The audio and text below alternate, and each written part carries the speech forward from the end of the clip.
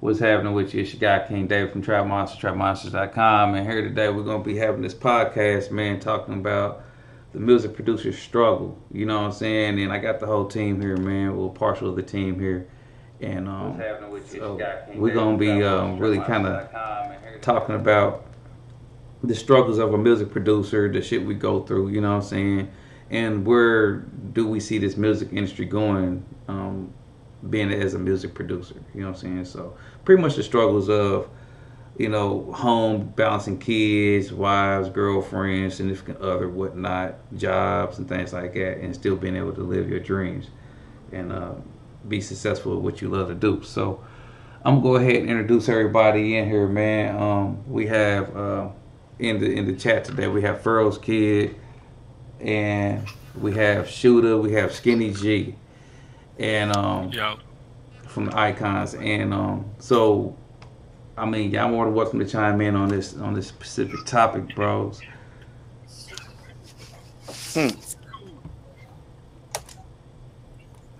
It's deep. It is a deep one. I know earlier we were just talking about the DJs and shit. Well, y'all might need to turn y'all speakers down. Okay. But who got their speakers on?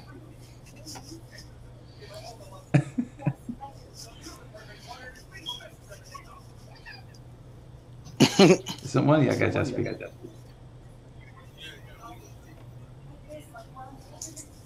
Skinny, you gotta turn your speakers down.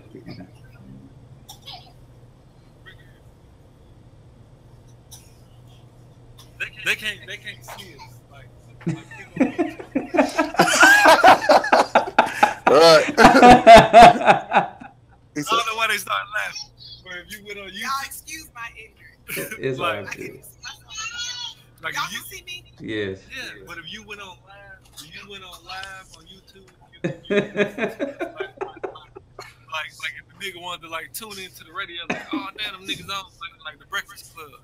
Right. We on our Shade 45 shit with Joe Budden now. Yeah. Yeah, we're gonna have special guests on here soon.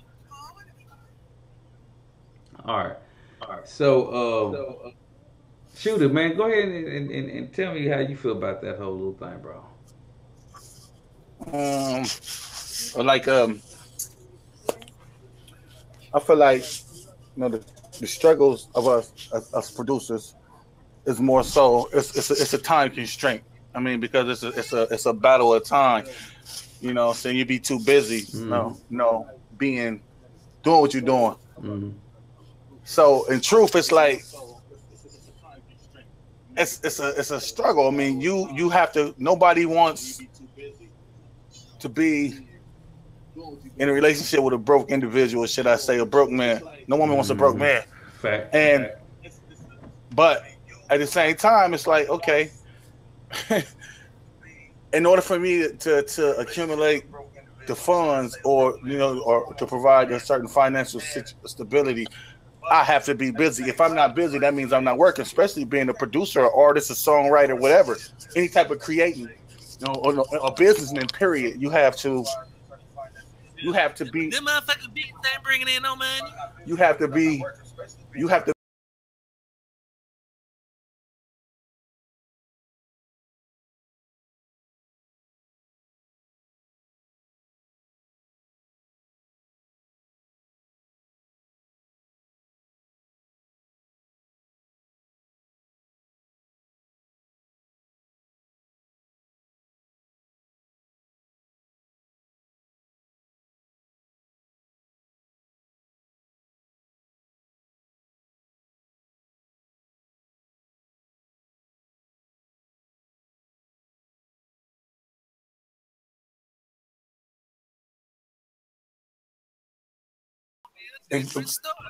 Clearly. Ain't you making no beat? Clearly. And so that's an issue. Vacation. That's an issue. It's I think the issue is more so like I can be I mean, me personally, like I could be knee deep in a project, creating, and I understand that your significant other is gonna want time. She's gonna want that time, and it's like, damn, what are you doing? Like, come here, and I'm like, shit, I'm trying to get this bag. What you mean, come here? So I mean, and I get it. It's like, damn, motherfuckers want time, and that's understandable. But if this ain't a hobby, it's a profession. It's a job. So if we really doing this as a job, and it's a severity, I can't leave work. If I'm working for somebody else, I can't leave work because you want to spend time. Correct? Facts. So it's the same principle. I mean, yeah, I'm at home creating or in the studio creating, but at the same time, you got deadlines. Somebody want their shit done by 12 o'clock. You got to get it done. True. Especially if they paying you for your services. And that's the biggest, that's one of the excruciating situations for a producer. It's like, or an artist or a manager, anything to do with this entertainment field, because it's a scrutiny situation. I don't go to sleep. I stay up to 6:30, 7, even sometimes 8 o'clock in the morning from the previous day. And I be my ass out here glued in this chair on this computer. And doing that, it's like, okay, you've been out here all day. What the fuck? And it's like, okay. You know what I'm saying? And it's like, what you mean? I'm out here, I'm working. You over there playing on the phone. I ain't playing on the phone.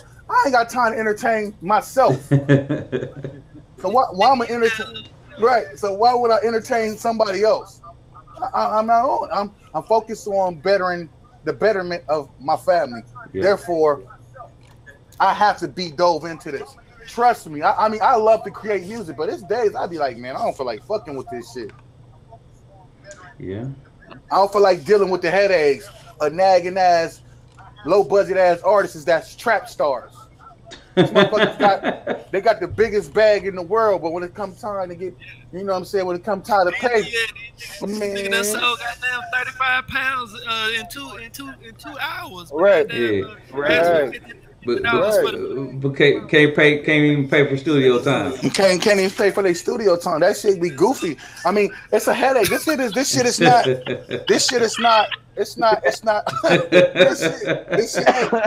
This shit ain't all cracked up to what motherfuckers think it is. Yeah. This shit is really a grind. You gotta love what you do.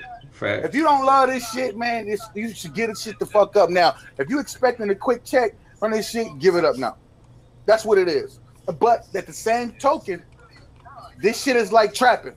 Motherfucker, if you got a bag and nobody know you got that bag, I'm not promoting illegal activities, y'all, by the way, if y'all out there listening. So y'all ain't trap monsters, don't promote that. Right. But if you got a bag and nobody knows you got this bag, you gonna sit on this shit. Right? You can have the best shit on the planet, but nobody knows so you gotta push it. You gotta advertise, yo, check this out. It's no different from music. Here, check me out, or check this out. But then there's such thing as spamming too much, over spamming. So it's a whole cluster of hurdles and obstacles in this shit. Outside of, on top of the what you doing? Why you sitting out there so long? Why this taking so long time? Okay, well, I gotta be out here promoting. Well, you on social media all day long. I'm on social media because I gotta promote this brand. In order for us to pull a check in, I have to be promoting this shit. You have to know that I got it. You got to know we got a team. There has to be a supply and demand for you. You can't create that shit with a closed mouth. Facts. You know, so that's that for me in itself is the monster nutshell. Like I want nothing more for my girl to wake up and be like, damn, my guy did it. Like, at this shit. He just put us he just took us straight from the hood to this. I don't want no big ass mansion, but I want a nice 6, 7, 8 bedroom house. Be comfortable. Yeah. I want my own personal space. I want my own shit, like, at my house. So, you know what I mean? It's just like that. She might want her own shit, but how can I provide that for you if I'm not about to go out here and slave myself for somebody else? I make them hundreds of thousands of dollars a day, but I'm only making a percent or 10%, if that, from that. I'm not doing that. I refuse to do that. That's why I went to school. That's why I went to college. That's why I pursued my degree. That's why I have it. Yep. But at the end of the day, it's like I believe producers will go 10 times harder if they didn't have to really battle the scrutiny phase of this shit, which is at home. Like, okay, nigga, you out here, you in there, you in that studio, you on that computer for umpteen hours of the day, and you ain't made no money. But truth to the matter is, I might not have made no money right then while I was sitting, but you better believe them 8 hours or 10 hours I put into it just resulted in a check. Whether it's the next day, I might make $1,500 one week, I might make only $200 a week. It depends. I've had highs and I have lows. Lows, yeah. But one thing about it is, you can't be saying shit like that because that shit be killing vibes. Yeah, it does. It crushes the fuck out of you. It make you feel bad about trying to do something good. Right. I mean, because I don't have a squeaky clean past, and you know, I know what that fast life like. I've been there, and having that type of stigma or status behind you, you can't never leave that shit. I get questioned all the time, like, damn, shooter, you don't live how you used to live. What's up? It's like, okay, nigga, I did 10 years. Excuse me, I mean, there's nothing about it, but trying to chase the negativity of it to pursue something for betterment, and there's consequences behind it. With this shit, I don't have no consequence. I'm trapping all night. Via online store all day long. I'm slanging this heat. Y'all need it, I got it. I'm providing the service. The studio is my trap spot, goddamn. It's my trap. The booth in the studio is my trap. I ain't got to worry about the feds or the DAs kicking no doors in. Yeah. If they come in and take about there's some crack here, you damn right. It's hella crack here on this hard drive. I got beats for sale. You want it? You know, that's just real. I get a little passionate about this situation or this topic because I live it and I understand it. But at the same time, I tell my girl, it's hella times my girl be like, babe, I like what you just did. That's dope. Man, I feel like Superman when that shit happened. I do. Because now it's like, okay, I get notoriety from all these strangers. I want the praise and acknowledgement from home. Yeah, I do this every day. Granted, you see me doing this every day, but who can say that they do this shit every day and it's returning part of an investment? You know, without having to worry about no goofy shit. Right. You know, so when you get that praise and acknowledgement from home, that does something to the psyche. Well, at least for me, it does. You know, it makes me go 10 times harder. You know what, bro? Let me chime in on that though, man. I got something to say about that. Is it like even being a producer a lot of times, and you talking about a support system, right? Right. So ain't nothing worse than having a support system or a supposed to be support system that doesn't really support you. You know what I'm saying? And they understand that you're a music producer, you try to do what you love to do. You know what I'm saying? I got a partner right now that is pursuing shit, but he don't have a foundation of support system at home. You know what I'm saying? Like, he just don't have it. He don't have it. He wish that his girl was supporting him like that. You know what I'm saying? And check out his music and, you know what I'm saying, hear what he's doing and shit like that. Like, unlike you and me, you know what I'm saying, we have women that listen to our content and it supports us, you know what I'm saying? But every person has a significant other a lot of times doesn't really feel those vibes to that. So how do a person deal with a significant other who don't even really support you like that, even though this is something you really want to do wholeheartedly? Well, you know what I'm saying? Them are the struggles too, though. Well, you know, the crazy thing to me, in my opinion, is that a lot of people just think, you know, like my man said earlier, people think it's just come easy. You know, this is an easy job. We out here grinding every chance that we get. You know, out here trying to make music, out here trying to make moves for everybody. And, you know, people just expect, oh, when you say music producer, they think you already produce a feature and, you know, Lil Uzi, you know, extra stuff. But the crazy thing about it is they don't understand that the work and the effort that we put into. And I think being a music producer is so big now because people are starting to realize the work and the effort that's being put into it. About, you know, few years ago, you thought of about your main producer, Scott Storch, Timbaland, Jay Dilla, New Jabez. They were always doing they were doing all the extra stuff, and they were doing the hard stuff. Really to us right now, we got all the instruments that they ever worked on our laptop. They were working on with synthesizers and making something that sounded like 303 Clearly, Yeah. Right. It sounded beautiful, but they were really the pioneers that shifted production to what it is now.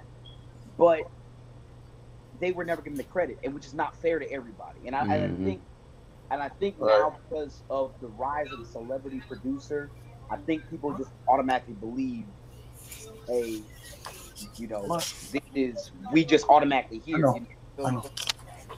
So in my personal experience, and I understand I don't know if I'm the youngest person in this whole equation, and it's so this is just how I'm realizing, but the experience that I've had with my significant other, she has been a support to me because we've always talked about things how things work.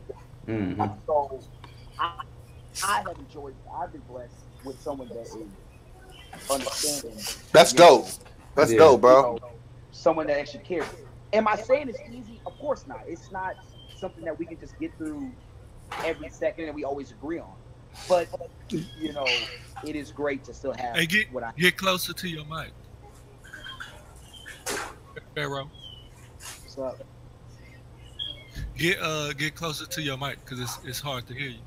Oh, my bad, man. You good, bro? Pharaoh, let me chime in and ask you a question real fast, bro. This shooter, by the way. Okay, so when is there an adequate time to say, okay, I'm gonna have family time? I mean, because I have an issue with this. I feel like I can't. I'm not. How can? And this is a multifaceted question too, bro. So you gotta dissect it. So I'm asking you a question, and it might sound like it's a double entendre, but it's really not. You got to really hear what I'm telling you, or what I'm saying, or how I'm trying to present my question. Should I say, okay,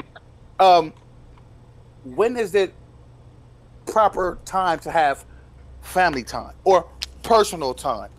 I mean, because me personally, if my girl's in a bad mood, that energy pulls to me, then I'm in a shitty mood.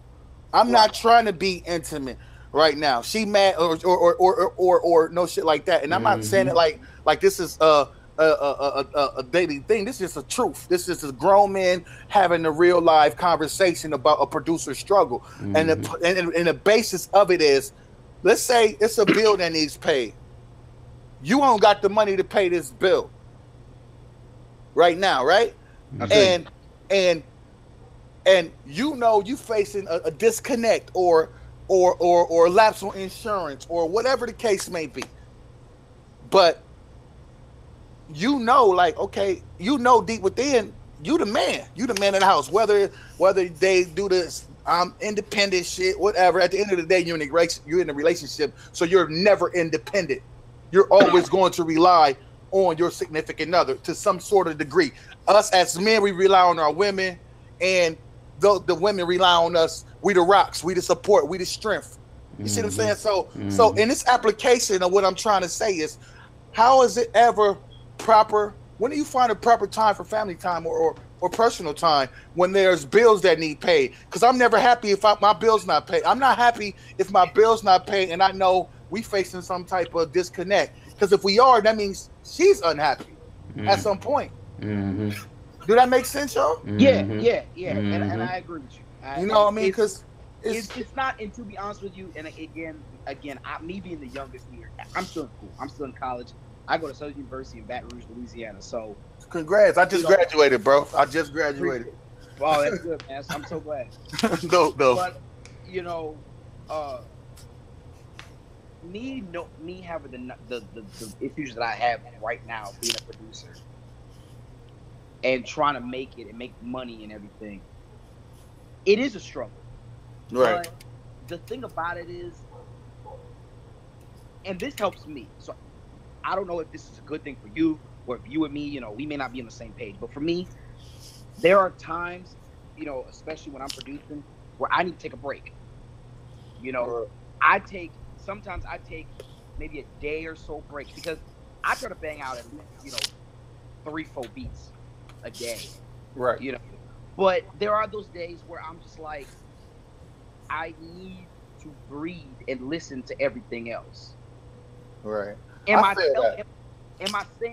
saying that, is it always the greatest of things and the easiest of things to do? Of course not, especially when you're passionate about when you're passionate about making music and making things that people really, really, really like.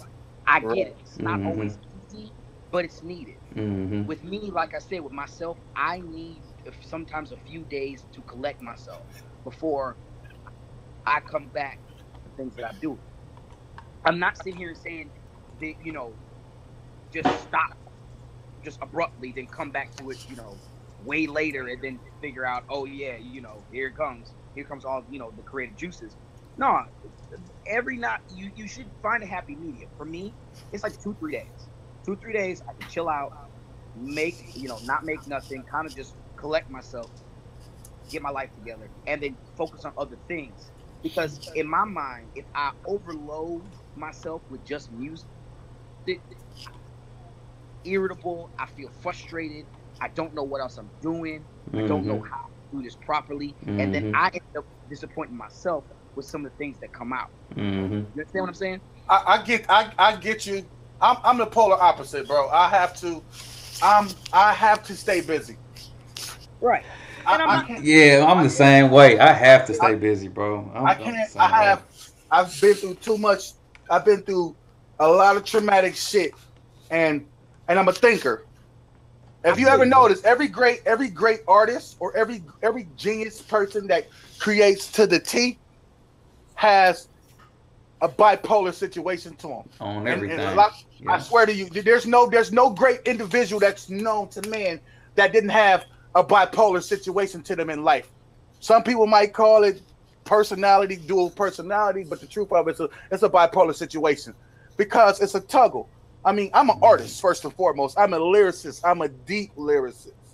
Right. You see what I'm saying? I'm an intellect at that. I'm a nerd at times. I love to learn. I love to sponge. However, I have to stay busy, bro. If not, I'm pondering and thinking everything that has happened. Why did it happen? What was the reactions from it? The ramifications behind it? If I don't get this done now, what am I going to miss out on? I'm constantly evolving or trying to evolve. So I have to stay constantly busy, man. It's like, if not, I feel uncomfortable. Because and I feel you. And I'm not disagreeing with you at all. And that's how you work. That's how you work. Right. But again, I'm telling you from my personal experience because I've realized, like I said, especially with music, it is something that needs to be treated as like a job. Like True. It's a job. It is. Our Yeah. job. That's a good way to put it. Yeah. We do this for real. Yeah. Right. This is what we do. We don't fake about this. This is what we are. This is what we are. We're creators, right? Exactly. Understood. I got one question that's still borderline on the producer struggles.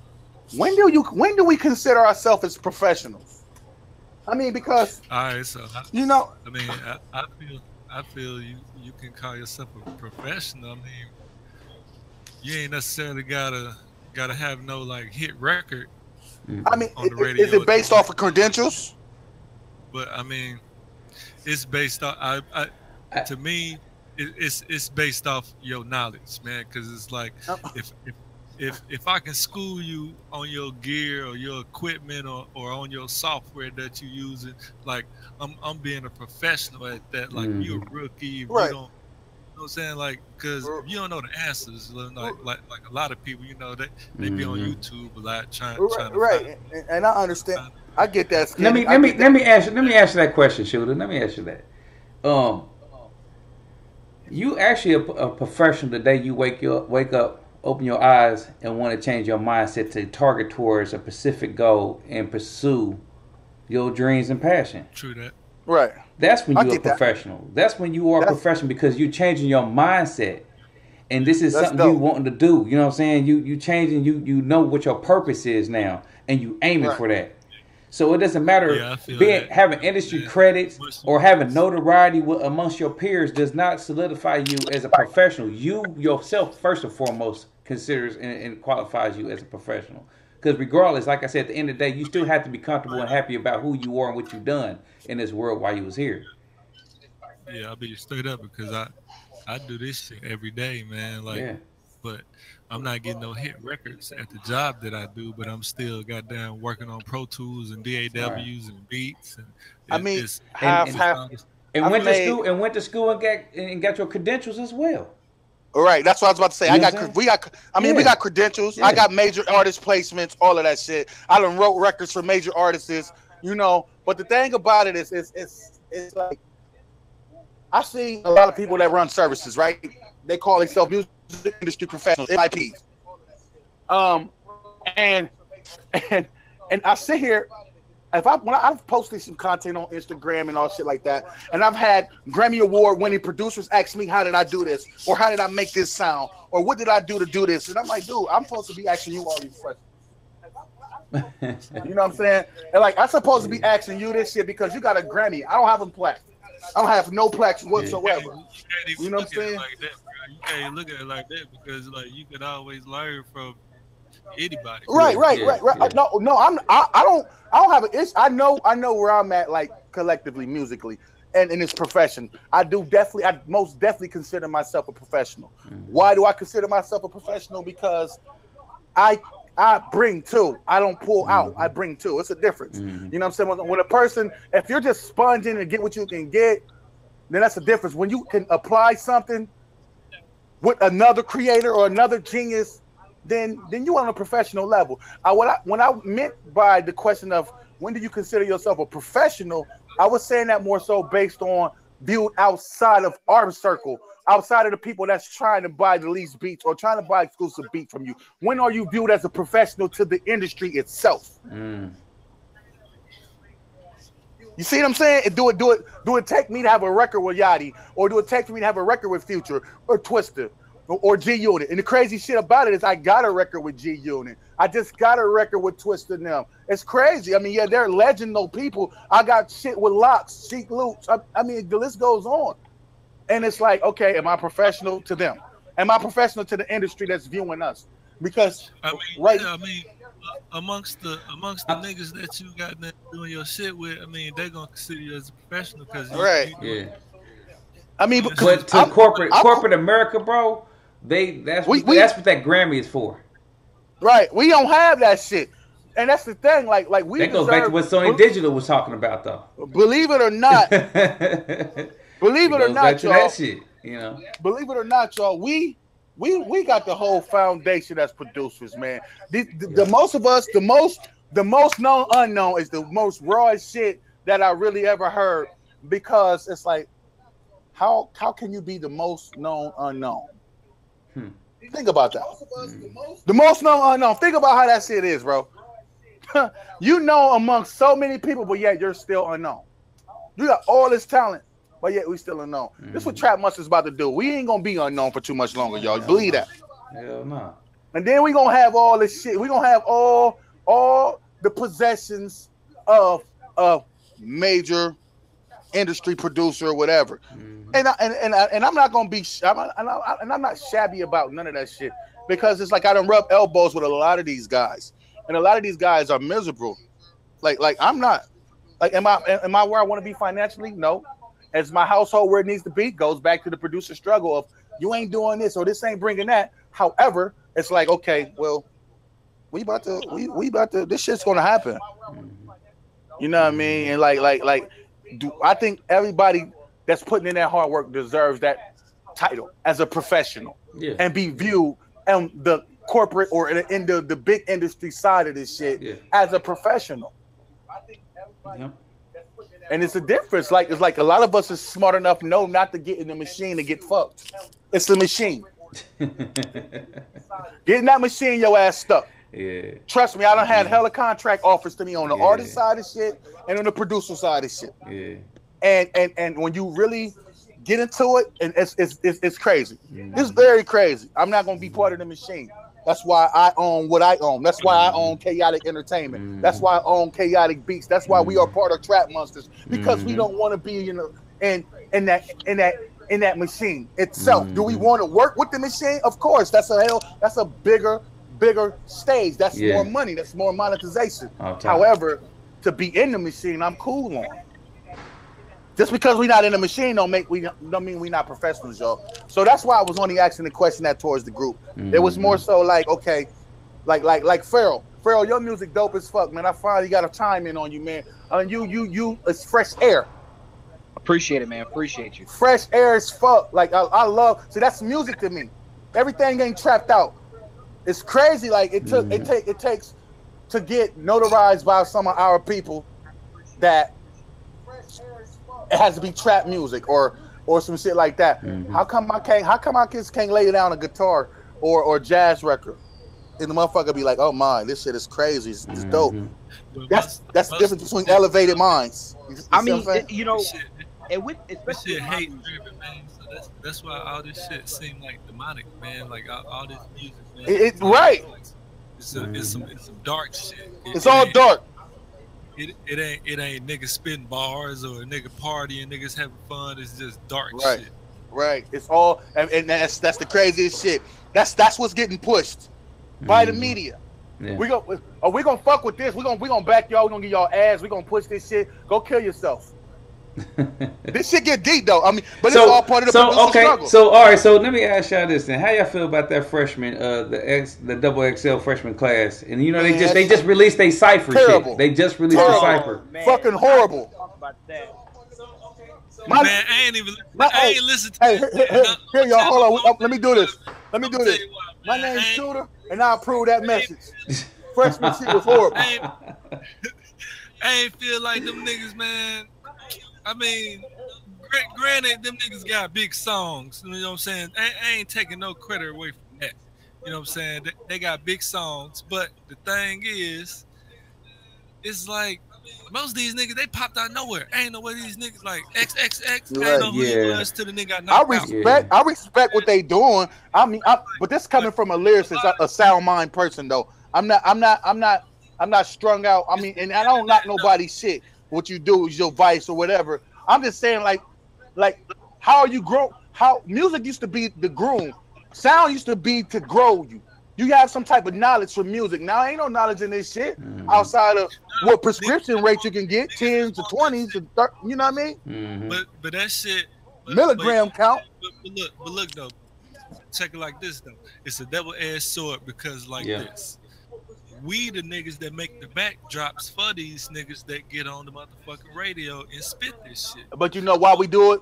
I honestly don't. I ain't mean to cut you off, Skinny. My bad, bro. But listen. Honestly, let's think about this.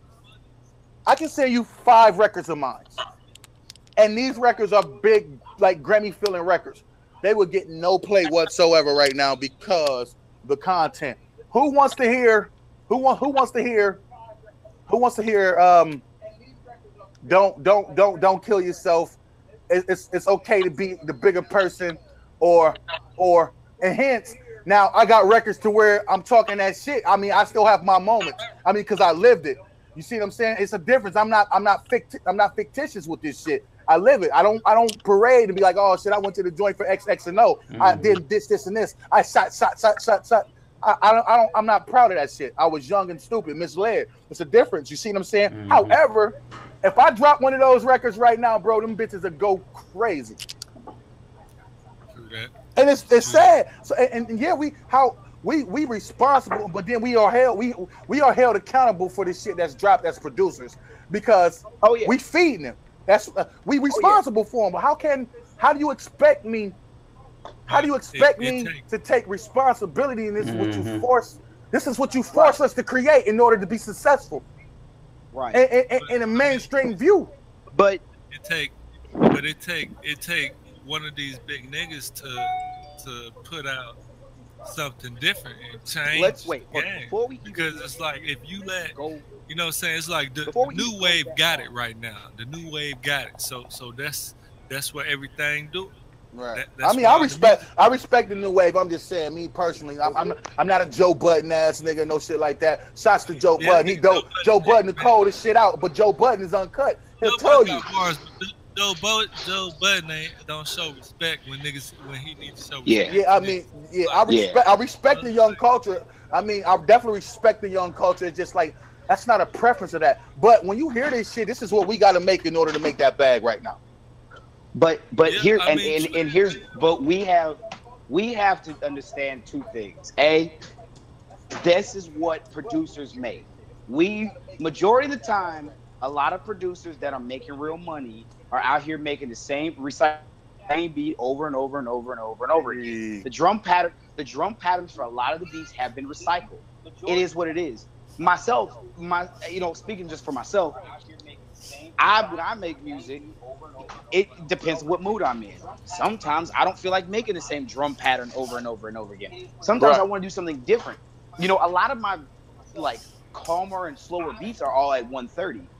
But if you notice, a lot of times, the new stuff, a lot of it is, sitting at 150, 155, 160. And that's the energy. Now, I get why they do that, because that brings more energy to the track and to the artist and to the song and to, to just the whole atmosphere about it. But, and I get it, and I understand why they're doing it. But we have to understand two things. Like y'all said, it's our fault in the first place, because we're the ones feeding the same thing over and over and over and over and over again. Me, speaking for myself, I realized, okay, if I'm going to have someone be on my stuff, I'm going to have to realize my beat has to be different.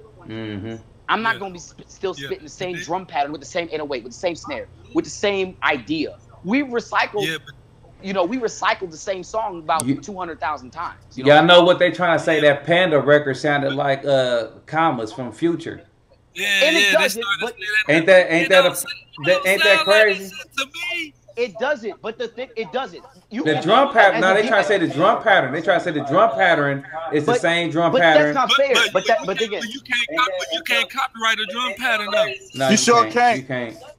You can't be mad. So and you a nigga can take your exact drum pattern, but it's like a nigga can't copyright the drum pattern. You sure can't. But the thing about it is, as a DJ right now, when I listen to them, they are. The thing about it, so is Mask. So is somebody need to turn down their speakers. Better. Yeah. Cool. So what I'm saying is, if you think about it, Commas has the same drum pattern as Panda. Right. But so does Mask Off. So does a million other songs. We are all guilty of recycling the same drum pattern. I mean, seriously. I mean, it's to a perpetual degree. I say, because that's one thing about me is, if anything sounds significant or reluctantly close to it, I'm scratching it. I feel you. I understand. I'm a stern believer in. There's only so many cadences that you can do with a drum. Just a natural. Of course. It's a natural fact. Right. However, the added sauce to it, the timing of a snare, people don't even know how to use a triplet note, or to hit on a sixth. They thinking it's a 4/4, but no. Actuality, if you give somebody something different to them, their ear is going to tell them, "Oh, this is out of time," but it's really right. not. It's your creation. Trust me, I got beats that have the most unthoughtful shit or creative process to it. I made a beat out of a 3/4. Oh yeah. Right. 6/8. And now I made beats out of 6/4. I mean, it goes on. The list goes on with these time numbers. signatures, yeah. It's time signatures and shit like that. It's a lot of depth to this production shit, bro. You can't. It's. Yeah, but most of the time, bro, it's like I get a nigga over here, you know what I'm saying? I be playing beats, and, I always go to the other shit first. I play that, you know what I'm saying? They ain't trying to hear that shit. Is it? Niggas be like, man, You ain't got no trap shit. You ain't got no shit like on life, bro, on life. You ain't got no shit that sound like Metro shit. I'm like, right. damn, nigga. And then my main response is like, go to Metro. You want that shit, nigga? I'm like, you ain't gonna get that shit up here. Right. Like. Oh, that ain't nothing but a Phrygian scale. Right. Clearly, in D minor, a D minor in Phrygian. Yep. That's it. All day long. Right. Everybody that want to sound like Metro Boomin, Phrygian, D minor scale. Big ups to Metro though. You got the world going crazy, bro. For sure. I'm sure and I approve this message. It's crazy, man. Crazy as heck. But I agree, and I do agree. Straight up. I do agree. But with me being, as young as I am, I mean, and I know this sounds awful, but I'm expected to make a certain type of music. I'm expected to make the same trap beat over and over again. Yeah. But for those of y'all who have listened to my music and listened to some of the things that I produce, and y'all haven't even heard none of the new stuff yet, I'm actually going to probably send y'all some new stuff that I've been working on. It's just totally brand new.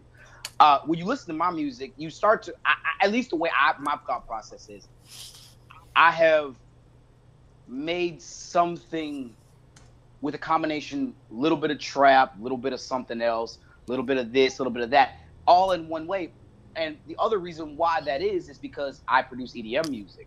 Mm-hmm. With me producing EDM music, I've realized I have to incorporate so many styles for it to become something that's going to be worth something. Mm-hmm. So I have learned to mix so much to make this one thing.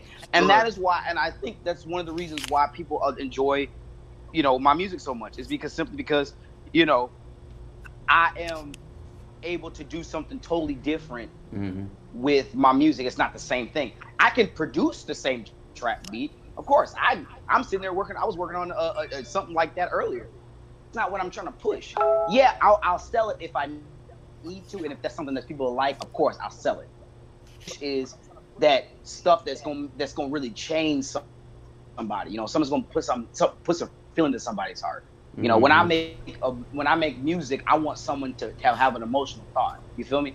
So I mean, it is what it is. I'm not saying I'm gonna be perfect at it. I'm not saying I always do it, but I am saying I want something different. I believe that there is more to rap and hip hop than cycle over and over and over again. And it's not even just Metro. It's TM88, pretty much all 808 Mafia. Same thing over and over again. But you have to understand, when you realize that's what's playing in the club, that's their sound though. You just gotta find your niche. That's their sound on their team. But individually they different. All Pharrell shit got the similar sound. But like when you hear Pharrell shit, that's Pharrell shit. It's like it's just they niche. So it's like that's but the crazy thing is the people who are getting paid are the people who are making that stuff for the club, doing all the extra stuff. That's where the money is. And unfortunately, I get why people do it. Yeah. I mean, because you ain't going to make no money trying to sell no records. So your best bet is to get in the club and get on these shows. Of course. Get that money. Of course. It's like, because... You know what? Units ain't moving. So it's like, you got to get something popping in the club, or you got to get something popping where a nigga gonna do something. Of course. And I agree. And I agree. But unfortunately, and again, going back to what we said earlier, we are the people that let music become the same beat over and over and over again. Yeah. Again, a few years ago, you go back to the legend producers, they were making, they were making the same beat, but it always had a different cadence, or it felt different, or it did something else, or it served a different purpose. Again, one of my favorite producers of all time is Jay Dilla. Jay Dilla made a whole album on his deathbed. So, and this all of it slapped, like it all bangs. I can play that stuff by myself. And I realized that he did stuff, the underground feel to it, but a mainstream, kind of like an underground mainstream feel, if that makes sense. And I realized shit that cross over. Right. But I believe, and that's kind of my goal as a producer, and I know that may be a crazy goal, but it is my goal to bring back the creativity in production. I love Metro. I like Sunny Digital. I like TM88. I like Southside. I like them all. I think they're all doing their thing. But I believe, yeah, I love all them dudes. yeah, It's like, I mean, you know but what I'm saying? It's like, but the Timberland style shit, like, you know what I'm saying? Like Timberland used to cook up some shit, man. Then you got Scott Storch. I'm saying, Niggas like that, Ryan Leslie. of course, On everything. but it's like, but now they haven't, you know, now this is the time where we need to really think about, should we decide, and not even just us as Trap Monsters, I'm talking about as producers in general. Mm-hmm. Yeah. Should we decide really, to try man, to push that? It's the motherfucking gatekeepers, man. They gotta. I mean, when they hear the new sound like that, it's the gatekeepers of the music industry that hold a lot of this shit back. Mm. So it's like, you know what I'm saying? It's like, They don't want to let the new change.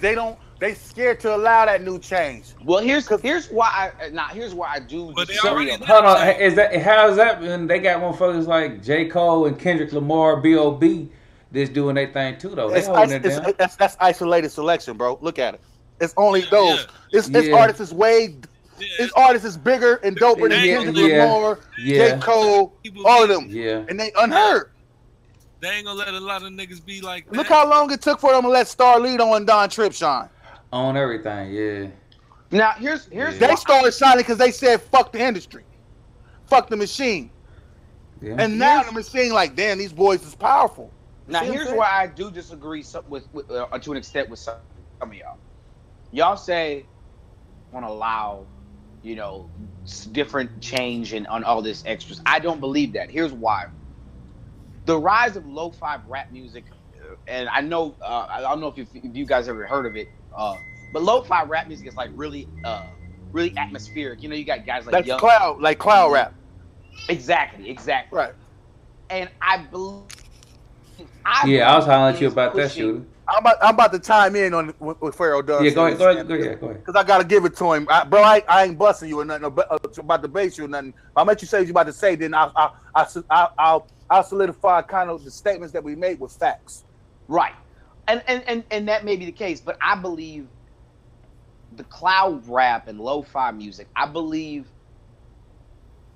in my heart of hearts, I do believe that's gonna break through eventually. I don't believe that this is gonna last.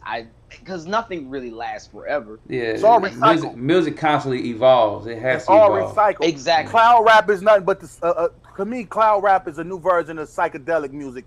Back when that shit was going, motherfuckers was doped up, high as fuck, on trippy stages of music. It's all that same feel of aura. Yeah. You see what I'm saying? So yeah. I mean, but no, I wasn't meaning to cut you off or nothing like that, bro. And I definitely wasn't trying to like impede on what you were saying.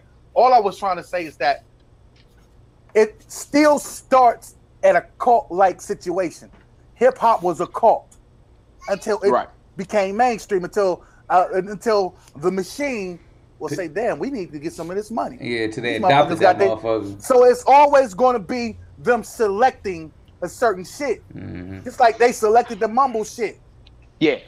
It was motherfuckers like, and believe it or not, Young Thug got a big play in that mumble rap shit. He kind of blew that shit up. Yeah. You know what I'm saying? Yeah. Shit like that. It's like now you got the artists now that's coming out with the cloud rap thing, like you're saying, or the atmospheric music or whatever, however you want to call it. Yeah. It's a cult, bro. It's not only a cult as in like a bullshit cult, but it's just it's motherfuckers doing what they do. Motherfuckers taking a liking to it. Now the following is gaining the masses, and now they're sitting here waiting for it to get exposed, and they're gonna pluck and offer one of these artists a big stupid ass deal to get an infringement in it. And when I say infringement in it, I say that in the sense of if you allow them to it, then they impose in that, and therefore it's an infringement because this is you guys' collective doing or whatever. And I'm just speaking in general. I'm not speaking in a personal per se shit. I'm just speaking in a generalized conversation. So it always controlled by those when it comes to the masses. But now when we have social media and YouTube platforms and shit like that, bro, it becomes like nobody needs nobody no more. And so, and they fear that. Like if everybody was like, fuck it, listen to Jay-Z. Right now, the corporate motherfuckers hate Jay-Z right now. Yeah, as but the motherfuckers that want to grow. Jigga scares everybody. Jigga is, I hate to say it, Jay-Z needs to be under a protection pretty soon because they fear him now. They fear Jay right now. And that's like one of my But most, I mean that's part of that role, bro. When you a boss. I mean, when you pull moves like what he's pulling, you know what I'm saying? Of course, you a threat. And you a threat to all the other machines and your peers. You a threat because it's a double-edged sword right there. You know what I'm saying? Stop taking that advance. Yeah. You don't need that. Put your shit out on your own. They like, Jay-Z, what the fuck you just tell these people? Because they listening. We listening. I'm not gonna say we are listening. However, I was already on this type of shit. I don't want to be signed to no machine. I want my own bag. I don't want your money. Why? So I could owe you 70% or 80% of what I earn? Fuck that. You know what I'm saying? But so Jay-Z, Jigga worked tirelessly to get to the point of where he was. Now, I'm not disagreeing with you at all. Not one bit. As a matter of fact, I agree with you 100%. But what I am saying is this. Unfortunately, you do have to play by the machine's rule at some point. True. Jay-Z, I'm not sitting here saying, my man is right. My man has grown up, especially early Jay to now. He is a completely different person. Oh, yeah. You know? But, and I think you do have to play by their rule for a short amount of time. Once you get the clout that you need, now Jay has the clout that he needs. No one's going to touch Jay. No industry is going to touch Jay. Mm-hmm. Jigga can say whatever he wants at this point. And his own. Right. Exactly. But he did need the help, though. But he needed the help, though. Yeah. That's what I'm saying. Jigga needed help. Jigga now is the GOAT because he did it, because he can do it, make more money by himself. He had to make the initial money through the label. Yeah, through the machine. Yeah. True.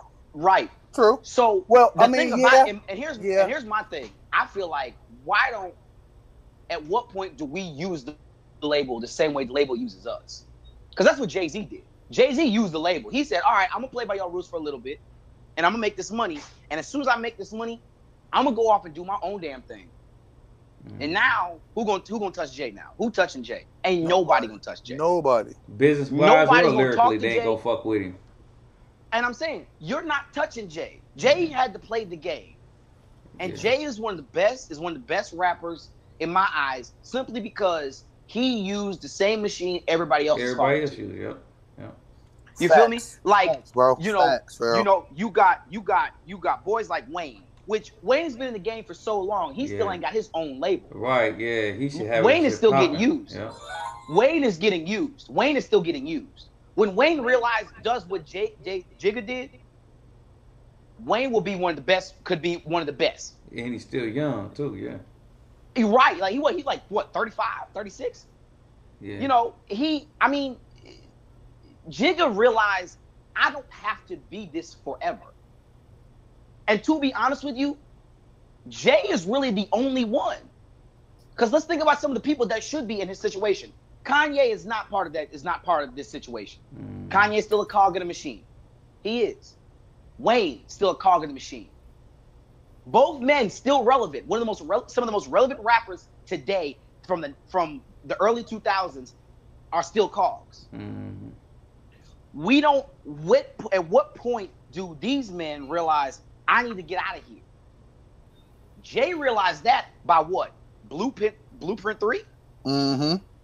That last Blueprint was really the last time you really heard Jay say, act like he was part of the industry. Now he out here, he doing whatever he want. He can say what he want. Watch the Throne is when he would drop Watch the Throne with Kanye, he was just saying whatever he wanted. This new album 444, he's saying whatever he wanted. Yeah. Because he owns it now. And until the industry has been told what to do, we are going to be sitting here listening to the same music over and over and over again. And I respect Jay for the simple fact that that man used the industry like he should have. Mm-hmm. Mm-hmm. Facts. Yeah. Well, That's some dope shit, man. That's some dope shit. By the way, man, let me introduce everybody who's ever late to this chat or whatnot, man. We had your guy Pharaoh, my guy Shooter, and Skinny G from the Icons, man. She got King David, man. We just here talking about, the struggles of being a music producer here in 2017. The shit we go through, you know what I'm saying, with family, home, business, all that shit, you know what I'm saying, how the industry is towards us music producers, you know what I'm saying, and that's what we pretty much covering, you know what I'm saying, is today's topic in today's podcast. So you guys can be more than welcome to leave comments, man. We'll, if it's questions y'all want to ask or whatever, ask it. You know what I'm saying? We reaching out to people in the comment section as well, but also if it's something y'all want us to speak on or topics or whatever, hey, ask those questions. We here. So y'all got any questions, tips? Man, I'll let you kick some knowledge to you. You know what I'm saying? I have to ask. I always want to ask all of you guys, and again, me being the youngest person in this group, mm-hmm. I want to know. What do you mean? I'm 17. Right. But no, I gotta ask. I want to know. I guess, what were your experiences? To, I guess, the industry maybe coming after you, or things that really bothered you in this whole process. I always want to know, I guess, maybe try to imagine my life in your guys' shoes, because you guys are the OGs right now. Like I listen to some of y'all stuff, and I'm happy I'm part of this, because I'm listening to some people that I feel like I can learn from and grow from. So I just want to know, I guess, what some experiences that you guys have.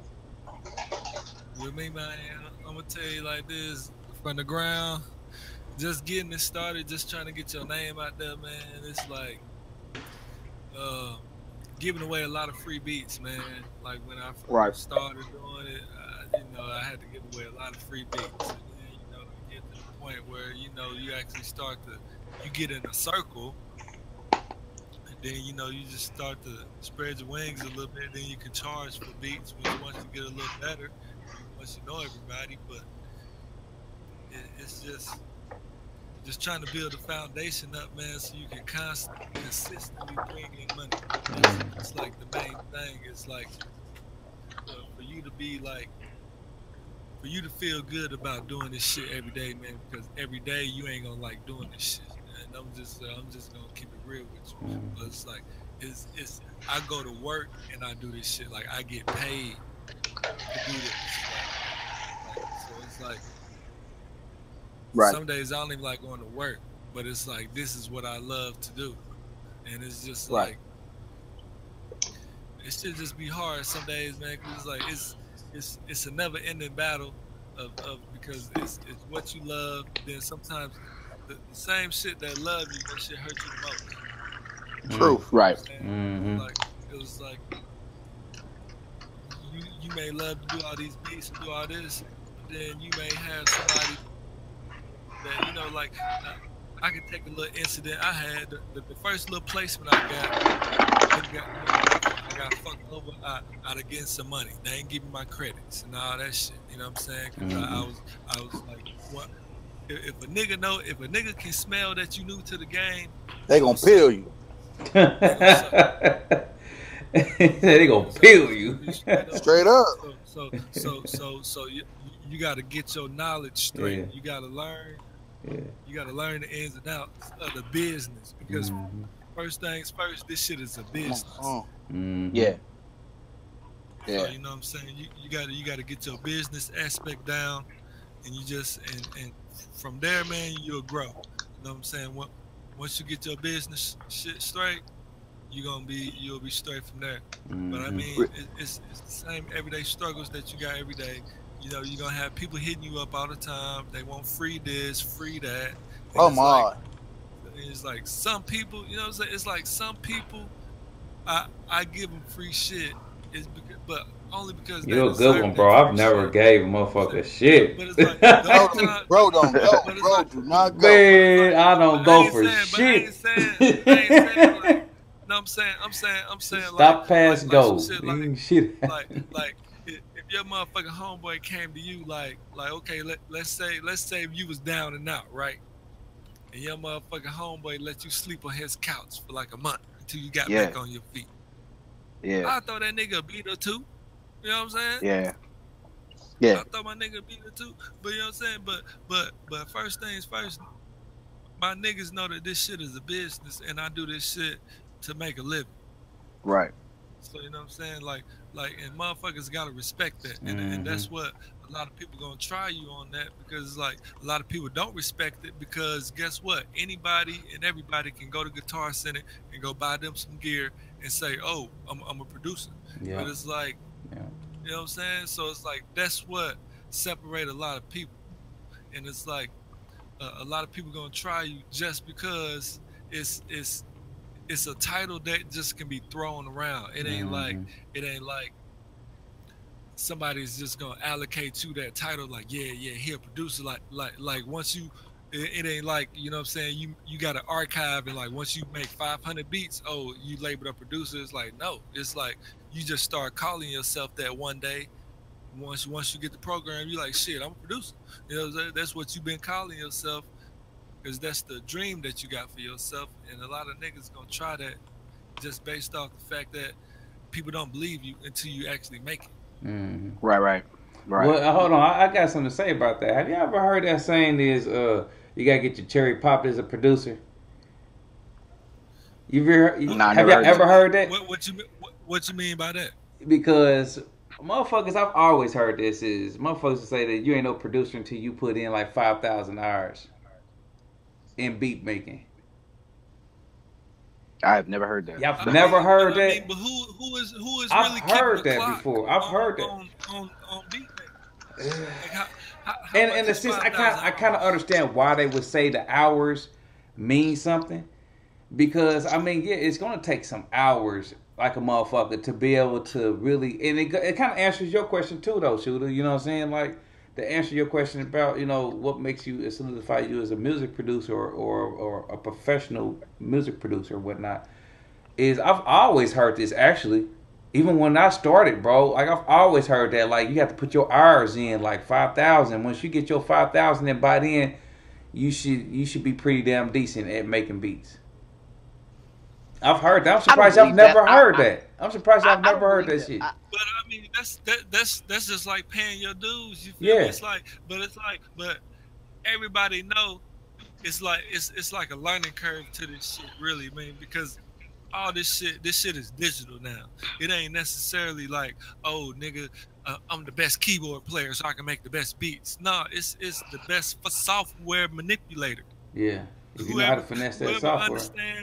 Whoever understands how to operate all of those digital tools the best, that's who gonna win. Yeah, right. So it's like, you know what I'm saying? So it's like that's where all this shit is based at. Yeah, in the computer.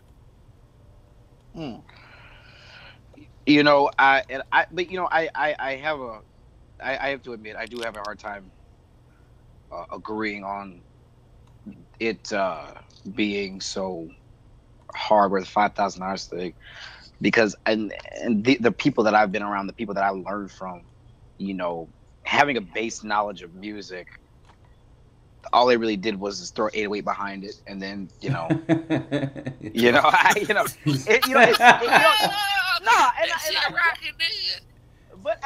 mean, it is what it is. You have I have learned having a base knowledge. That's a mouthful music right there, bro. Yeah. Mouthful. But I mean, I do believe that. I believe that if you have a base knowledge of music, throw 808 in a snare and a couple hi-hats, and you're good.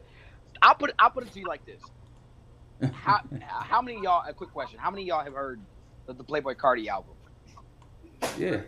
I ain't heard the album, but I think do he got that Magnolia song? Yeah, Magnolia. Yeah. Message. that motherfucking beat so motherfucking bumping is like, but no, it's crazy. When it come on, and I look at my little baby, and my little baby feel like she about to goddamn break her back because she goddamn dancing so hard. It's like I can't deny it. It's like, I'm gonna tell you something that's gonna crazy. That's gonna trip you out. If it ain't 8, it ain't great. But I'm gonna tell you this because it's gonna trip y'all out real quick. I just being goofy, man. I quit. Man, but no, it's crazy. It's gonna trip y'all out. Pierre made that beat, right? Okay. Pierre made the beat. If you go deeper into the album, like Do That Shit, and you know, no, you go to what? I'm gonna say, no. You go to like Yap, y'all mean, and you know, pretty much the last half of the album, a lot of it is the same beat. It's the same beat? It's literally because Pierre made Magnolia. Magnolia was the first one to get made for the album. The rest of it was produced by Playboi Carti. Playboi Carti took the same formula as Pierre did and just threw a different lead on it and said, there you go. So it's the same doom doom doom doom, just with a different little lead. Not necessarily the same notes for the 808, but it's the same 808 line. Same vibe. Same vibe. And actually the hat line is the same. Woke up like this, same hat line as Magnolia. You know, I mean, seriously, and I've noticed this because me being a DJ, I was trained to have DJ ears. I was trained to have producer and DJ ears. I listen to every integral part of a song. So I realized, in my opinion, that 5,000 hours thing, I don't believe it. Because people will say, but when you look at Playboi Carti, when they say Playboi Carti, rapper / producer, you think to yourself like, well, wait a minute, what did you really do? You recycle the same thing over and over and over again. So I believe you become a producer if you have a base knowledge of music, and can throw an 808 behind it. That's my definition of it. And the sad part is that's the definition of producer now. So I don't believe the 5,000 hour thing. I can't, because I'm sorry. I like the album. I bump the album all the time. I'm at work. I'm listening to the album. But, you know, we're calling Playboi Carti a producer for why? So, I mean, I'm just saying, next time y'all listen to the album, just listen to Woke Up Like This, Magnolia, and Do That Shit. Do That Shit. Oh, I'm going to have to check that. You say Playboi Carti? Playboi Carti, yeah. No. No. And it's gonna blow you. It's gonna blow your whole mind. Y'all are gonna be like, I don't believe this, but it is. The sad part is a lot of it's the same vibe over and over again. So again, when you say stuff like it takes 5,000 hours to become a producer, I can't get behind that. I don't believe that anymore. It's hard. Right. I mean, people are putting these whack beats out. Lil Pump got a beat, got a song called Elementary. I heard that. Beat is whack, bro. It's whack. Like, I'm gonna keep it 100. Yeah. It's whack, but it's like, you look at who produced it, you like, are you serious? Man. And it blows you. And unfortunately, everybody is a producer now. If you can tap a pen together, you're a producer. So, and again, this will go back to the previous conversation we just had. We gotta check when we change it.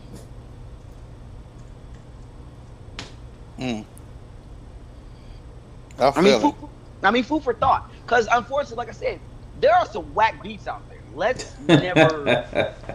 I mean, I love producer culture. I love producers in general. I like meeting new producers. Right, well, what's the wackest beat out there to you? Oh man, let me go down some of the stuff on my line. Oh goodness gracious. I mean, like on some hit records, like on some hit records. Whack beats. On some hits.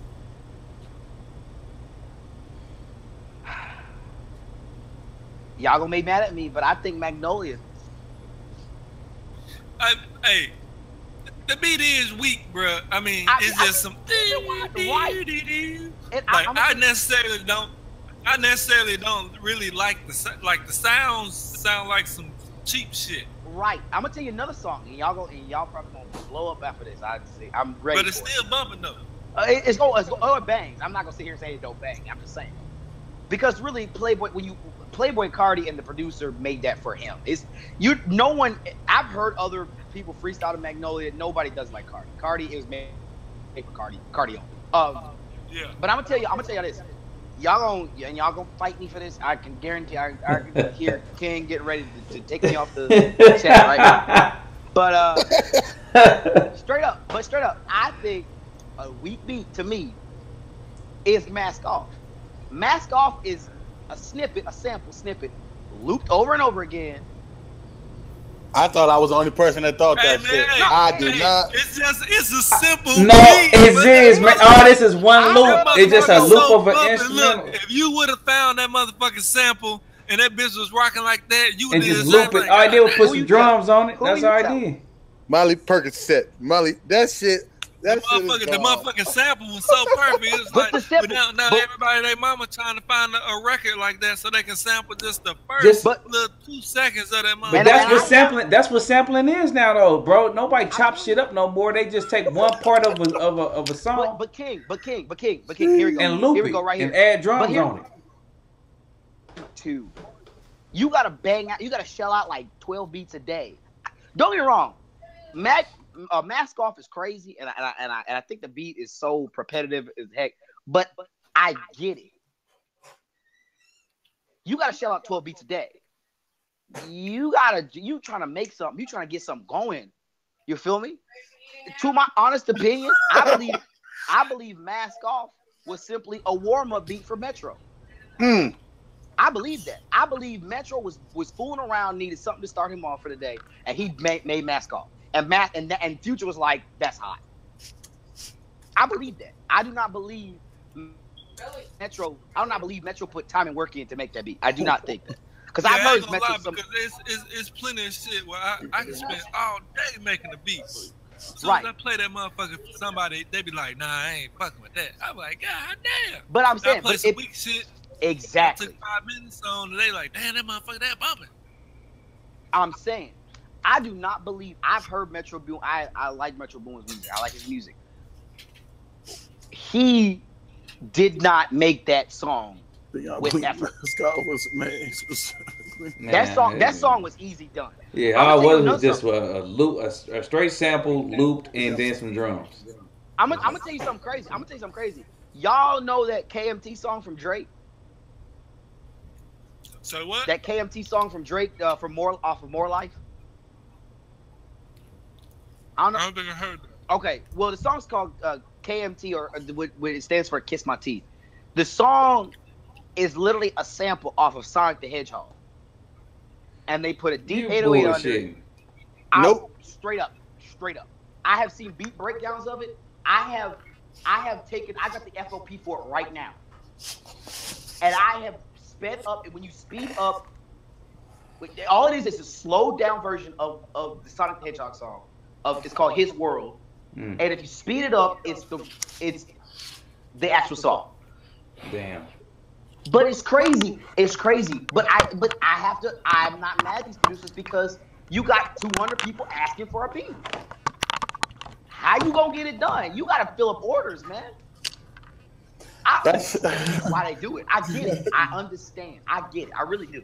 It's hard for me to just, man, listen. It's so hard for me to just be like, all right, snare, 808, hi-hat, ambient, here you go. Oh, my goodness. But to be honest with you, when I got those days where I just need to just get something going, when I need my juices flowing, I will make a trap beat in a heartbeat. I get it. I will find a sample, and there we go. We off to the races. I mean, right. I get it. I'm not this. I think the production purists should definitely know that a lot of this stuff is simply no one's trying. Because I have seen a lot of cook-ups. I like to watch cook-ups. That inspires me a lot. Yeah. I like to watch people just do cook-ups. You know, I've seen a couple of y'all cook-ups, matter of fact. And it just inspires me to do something different. And I know the capability of a lot of these producers. Mm-hmm. But yeah, but that's the new shit now. It's not really trying. Like, everybody not right. Because who gonna stop you though? Who's stopping you though? I was just about to say it sound like Skinny eating chicken over there, y'all.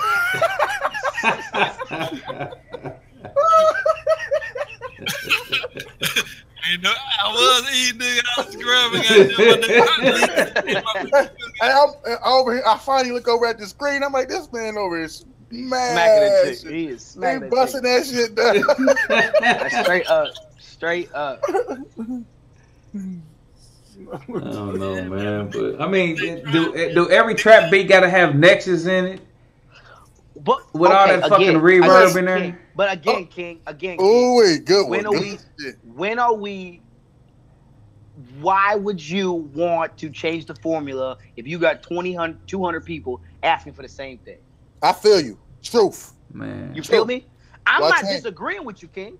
I'm not disagreeing with you. No, it doesn't. There's a mix. I use silent a lot. I use silent. Yeah, silent. But Doom. Yeah, I mean, Alchemy. But when people are asking for a beat and you need to fill up orders, are you gonna sit here and tell me you gonna sit there and take the time and sift through all your stuff when you trying to go to bed at night at some shit? I don't sleep. It all depends. Like, look, man, that's why you gotta keep a lot of beats in the bank. Yeah. You know what I'm saying? It's like I got beats in the bank that I can go to and I'll be like, oh damn, you want something like that? I got it in the bank. It's because it's like,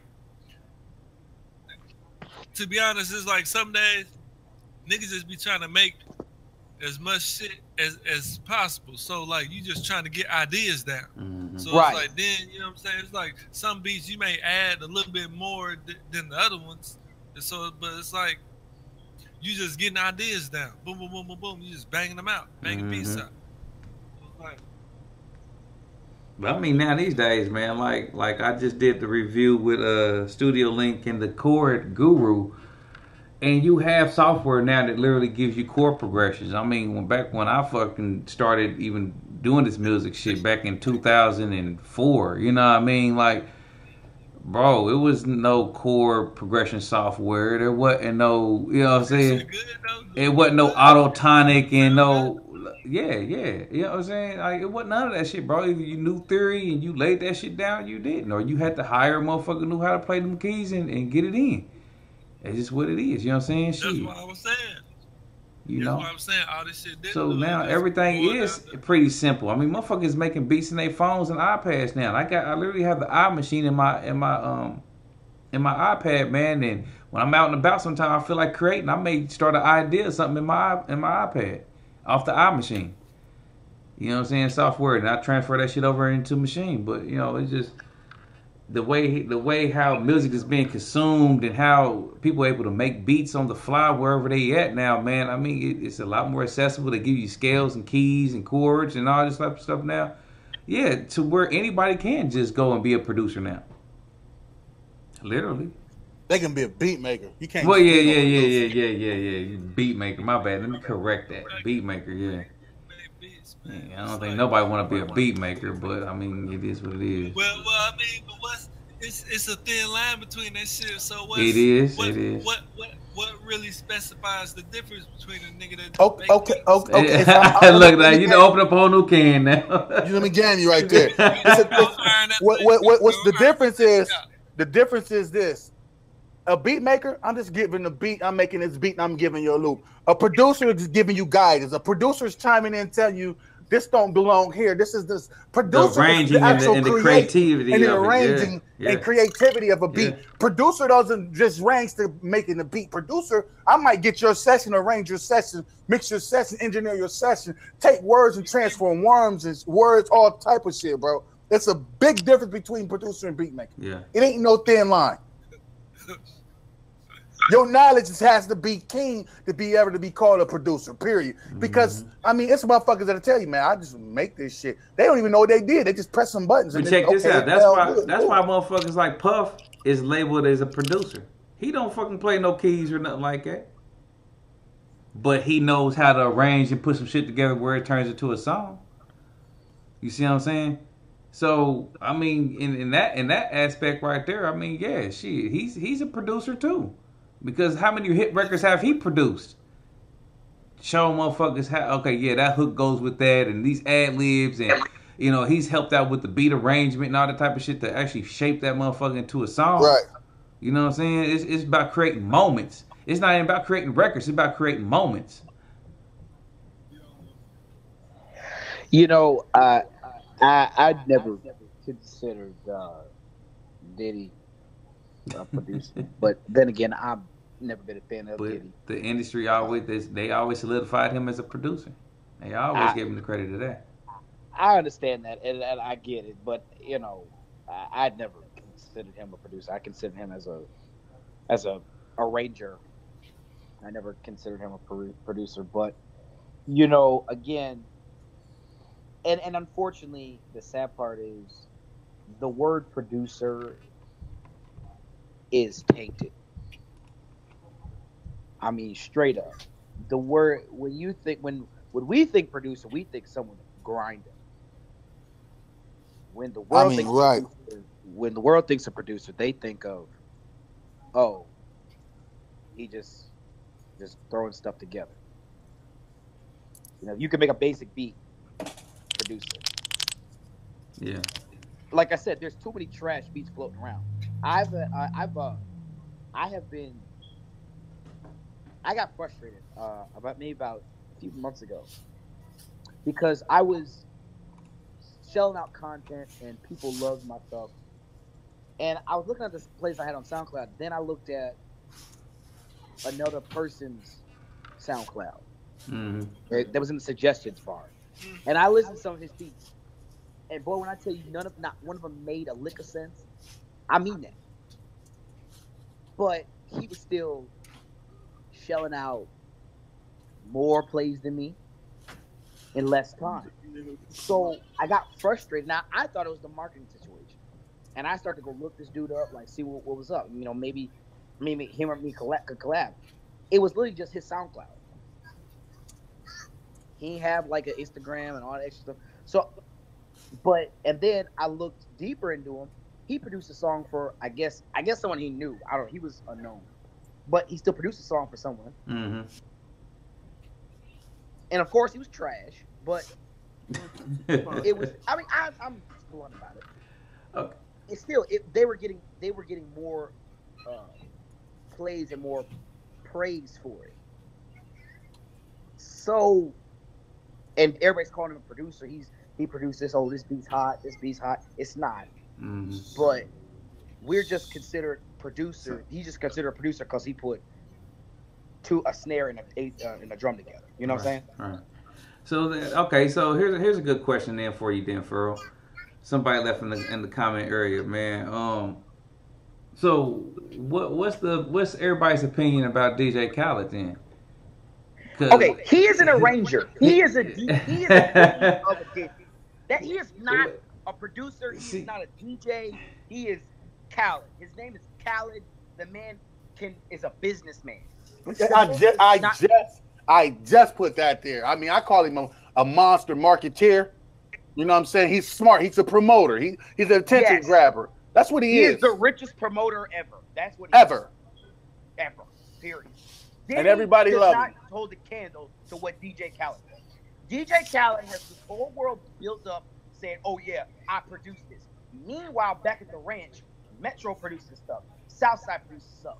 TM88 produces stuff. Hey, somebody just asked, is internet money producers or beat makers? I'm about to answer this shit. I'm sorry, man. I'm about to answer this shit. I have to. Can I chime in, please? Go for it. You said, "Ooh, is internet money?" Right. First.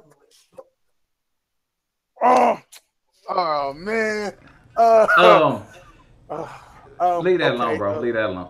Anyway, so yeah, man, back to Khaled though, bro. I didn't have nothing bad to say. Back to Khaled, bro. Back to Khaled. This is back to Khaled. This is back to Khaled. This is back to Khaled, bro. That was a good question. That was a damn good question. Khaled's dope. If I may, can I at least touch upon internet money? Because internet, I do watch internet money. Okay, they dope. Believe it or not, part of where my name comes from is because of one of the producers, Pharaoh Vice. So, because I made a beat that sounded like Pharaoh Vice, and one of my friends started calling me Pharaoh's Kid because of it. That's where my name comes from. I get why people may not necessarily enjoy internet money, because they are doing everything that we pretty much don't like, that we just talked about. Everybody has their own, everybody has to attack a certain lane though as well. Yeah, like right. you can't like we not gonna dive into it like because I understand certain shit.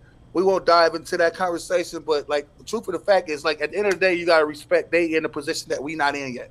Right, and that's why I don't. And so our hats gotta go off to them. Like it's all love. Shit, we can collab. Shouts out to Internet Money, y'all. We can collab. Trap Monsters, Internet Money, whatever. We can all work. Let's get a bag together. You know what I'm saying? But we coming. We up and coming, and we coming. You know, we ain't. It's definitely not. Definitely. Yeah. Here. I'm gonna go back to the DJ Khaled question. Yeah. DJ Khaled is an arranger. He is the greatest arranger ever, and the greatest promoter ever. DJ Khaled does not have a title. I mean, I don't know, man. That nigga Lil Jon's pretty good at arranging. But Lil Jon creates music. Yeah, Lil Jon. Yeah. Khaled, we never seen Khaled make no beat. Not saying Khaled can't make no beat. I mean, I'm quite sure. I mean, but don't take this wrong, and I'm not sending no shots at Khaled. Right. Anybody can make a beat. My son can make a beat. My daughter can make a beat. Anybody can make a beat. That's a collection of sounds. It's an ensemble of instrumentation. Yeah. That's it. Now, arranging it and putting it together is a completely different thing. So, like John, Lil Jon is a DJ / producer. There are DJ / producers. Mm-hmm. Yes. You know what I'm saying? And hell, Pharaoh, you won. Yeah. You know what I'm saying? So yeah, there is a difference, but at the same time, like in the same token or in the same breath, it's like, and Lil Jon has corporate world. When I say that, I don't want to say it's hard. It's a way to say it, but I don't want to say it wrong. But I'm gonna say it and put a disclaimer behind it. This ain't racist, y'all. But Lil Jon has captured the white world. Period. Yeah. He has, and that is the smartest shit you can do. I mean, it's only a while for so long before you be considered when you want to expand and grow. Don't nobody want to stay in the hood all the time or in the same shit. Nobody want to keep making the same shit. Lil Jon grew past be and put your hood up and all that shit. Lil Jon talking, he talking retarded bag money. A show. He go do a DJ. When he do shows and shit, he does it with dead mouse. Big gargantuan people that's like so there's a difference. I don't not like DJ Khaled and Lil Jon, that's two different platforms. Them two different platforms. Right. Because DJ Khaled, because if you think about okay, what about DJ Khaled and then Drake? Because Dre is a hell of a arranger. I mean, Dr. Dre? What Dre? Dre from Cool and Dre or Dr. Dre? Dr. Dre. Man, you can't even put them in the same conversation. Man, bro. You trying to start some shit, Skinny. Here's my thing. Skinny trying to get right. Skinny over there trying to get right. Man, Dr. Dre is what Dr. Dre is done. Let me chime in on this real quick because we getting everywhere now. Dr. Dre is a fucking legend, GOAT, and beyond. And I say that why? Because first off, he started as an artist. A lot of people forget that. Yeah. He started as like me. Like I mean, I like a Kanye West. I'm an artist. I'm a producer. I'm a songwriter. That's what Dr. Dre is. But then he became a master sound manipulator, which is an engineer, right? Sound designer. The sound designer and shit like that. He put in so much work. Hell, all he got to do is put a stamp on some shit. He doesn't have to get in there and get behind the board now. All he got to do is, okay, like for example, shout out to my man Focus too, man. I really dig Focus. Focus is dope. I don't know if y'all hip to Focus 3 Dots, but he's super dope, super humble guy. But he works with and for Dr. Dre. Sure do. He's one of Dr. Dre's producers. And Focus is an animal, y'all. Like Focus is like half of that shit y'all hear, and when we thinking it's Dr. Dre, it's somebody like Focus or Scott Storch. Scott Storch, yeah. You see what I'm saying? So what Dre is now, Dre is what we would consider the Jay-Z of producers or engineers. Yeah. Like honest facts. And that's not taking nothing from nobody. Like who wouldn't want to be mentored by Dr. Dre? Right. Of course. Who wouldn't? Or that's like saying you see Cardiac over there fucking with him. Or Rick Rubin. Let's get to Rick Rubin. I mean, it's levels of this shit, y'all. Like I would love to be able to be in that. Or Quincy Jones. I would love to have my name in that bracket of conversation when it's all said and done. Like, but Dre, you can't conversate Dre with Khaled. Like you can't conversate Khaled with Lil Jon. However, like Khaled is Khaled. Like Khaled's a monster. He's smart as fuck. These are all business-minded people that's super smart. They got past the stigmas. They got past that shit. Well, if I leave, I ain't trying to make crunk music. Listen to this new album he just dropped. This Graceful. That shit poppy as fuck. Am I mad at him? Fuck no. He's a genius for that move. Now that album is full of nothing but #1 singles. All right, did you feel me? Okay, so we was back like 1999. Would you give it 5 mics? What, that Graceful? For the 444 album. Oh man, that's Stanley, why you do me that, man? Why you do me that? Honestly, okay. It's hard. No, I'm gonna answer. No, I ain't gonna duck the question. I'm gonna answer this question. I'm not gonna duck it. What I'm gonna say is this. My mind frame of 99, my mind frame in 99 isn't my mind frame of now. So, being that I don't want to just be a producer, I want to be a mogul. I want to be bigger than the knowledge that's dropped on this project. I would say it's classic material because it's enlightening. It's a directional. It's a pathfinder. It's a path giver. It's a light setter, and it's truth. It's all truthfulness. Look at the coonery that society displays. You see what I'm saying? Look at it. That shit is like how to like it's hard for me to sit there and be like, this Jay-Z album is trash. I can never say that Jay-Z album is trash. Why? Because I learned from 444. And we should be getting endorsement right now, Jay. I hope if you're hearing this, we're bigging up your album. So at least give Trap Monsters a shout out, please. Thank you. I'll just kidding, y'all. You know what I'm saying? I had to break the monotony there for a second. But anyways, all bullshit aside, like Jay is giving us game. Like that's game though. Like that's years. That's years of. Is it 5 mics worth of game?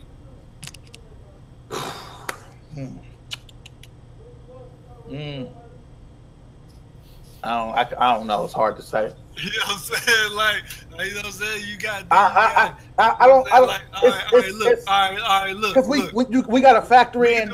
We got to factor in production. We got to factor in the quality, the track count. We got to factor in all those issues, bro. Like that's like saying, does 444 hold a light to steel metal? Well, I get a motherfucking 4.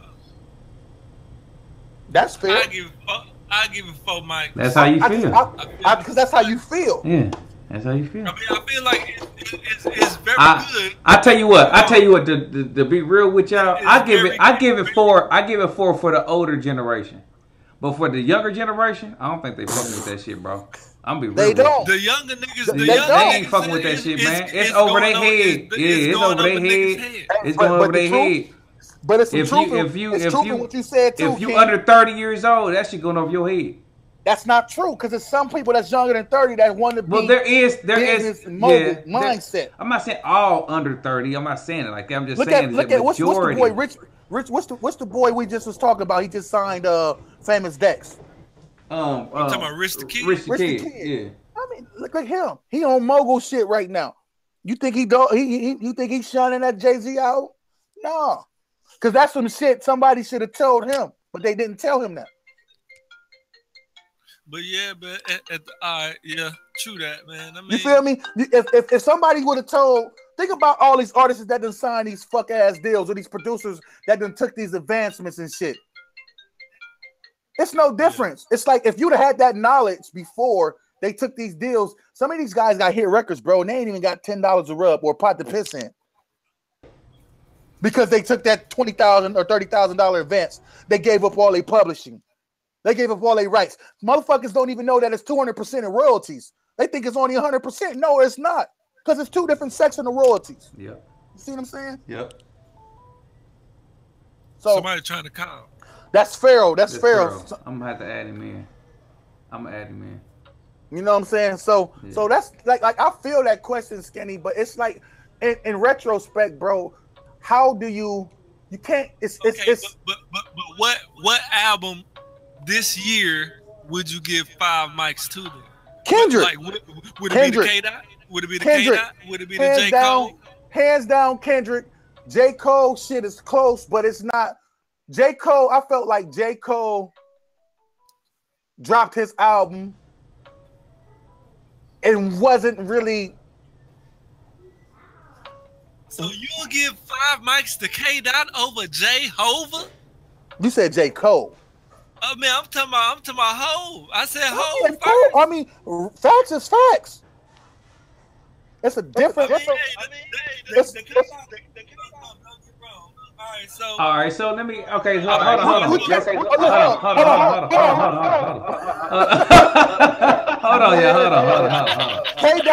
Hold on. Let's pay attention to the comments, y'all. We got live chat, man. Yo, check out the live chat, man, because they asking some questions in here, man. All right, so there's one cat that's asking about for real. You know what I'm saying? Saying if he's getting his credit. You know what I'm saying? Enough credit. My bad. What? Okay, where's that? Damn, they've been going. How nigga feel about Zaytoven? Yeah, that too. We got a question on that too. I'm not even messing with that. Somebody turn their speakers down. Something. I hear it. Yeah, ain't me. Yeah, that nigga Zaytoven, he changed the game for producers in the South. Somebody get down. I don't know, man. Hold on. Y'all hear that? Yeah, one of y'all got y'all speakers up too loud or something, or you need to put your headphones need in. To mute. Or put their headphones in. At the YouTube, you gotta mute the YouTube. Right. Yeah, but that nigga Pharrell a legend. Pharrell definitely a legend. Pharrell a legend, man. Pharrell's a trendsetter. He don't sound like he still don't sound like nobody to this day. Yeah. Never will. Niggas Pharrell never will. That certain to get that certain yeah, for real to go. He'll go. No, let me go back to Zaytoven really quick.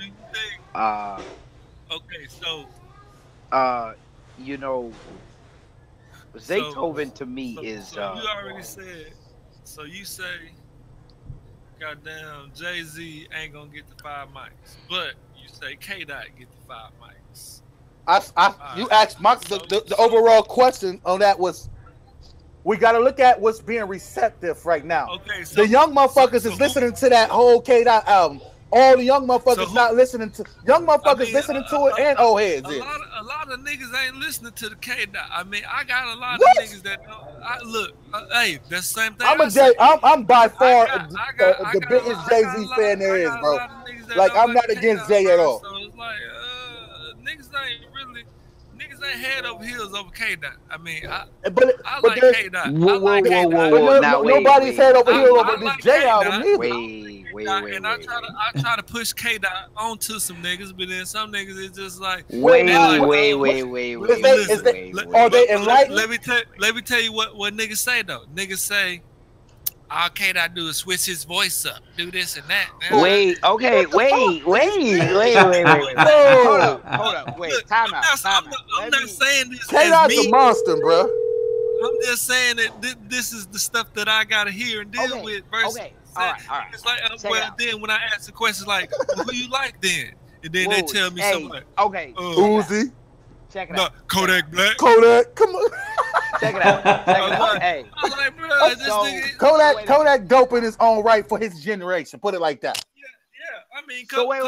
You're saying wait. For the South nigga, but it's like it's just different. But you're gonna have motherfuckers. You're gonna have different places of rap. Right. You're gonna have motherfuckers like this. You're gonna have motherfuckers that feel like Boosie is the greatest of all time down south. Which he's not. He's not. Boosie is dope. Boosie dope. So, don't get it fucked up. Boosie's nice, but he's the never. goat down south then. Gucci? Hell no. What? Gucci, You ain't gonna give it absolutely to my nigga Goo Wop? I mean, Goo Wop a businessman. Goo Wop, he can be the trap god. He can be the trap god. Yeah, Gucci is a hustler at the most. Okay. I'm gonna tell you who the king of the South. I'm gonna tell you the king of the South. Who? King of the South. Right. T.I. Can't say Wayne right now. Nah, you can't. I'm gonna tell you the king of the South. Migos. They are the king of the South.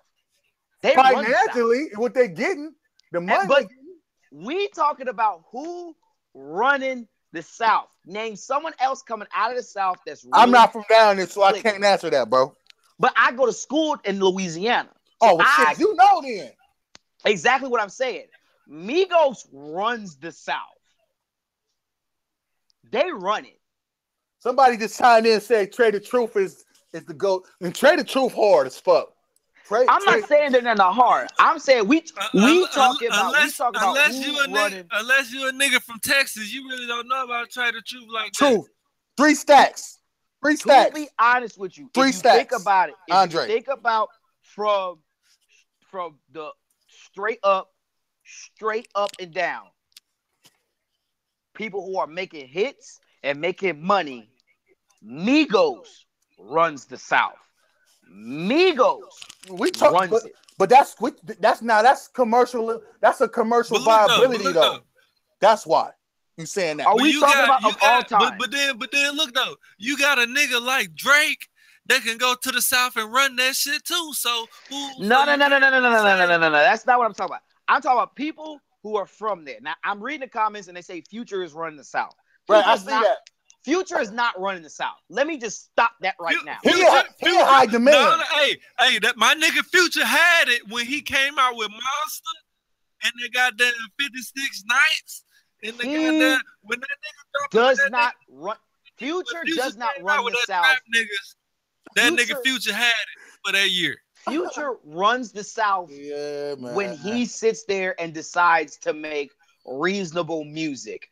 Mask Off to this date, as of right now, from his recent stuff, is the biggest song he's got out right now.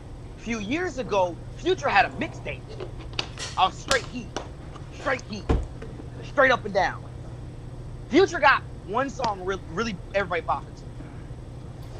But Future done put out so much motherfucking music. It don't matter. It's like you done forgot. You done forgot about all the other hits that it don't matter. Had. But we just made the point. Done flooded your eardrums with all them hits. So has Migos. You like damn. So has Migos. I mean, listen. Let me just run by Migos' discography. I mean, we can just sit here and talk about the discography. They drop a new album or a new mixtape every year. Who are we talking about? Okay.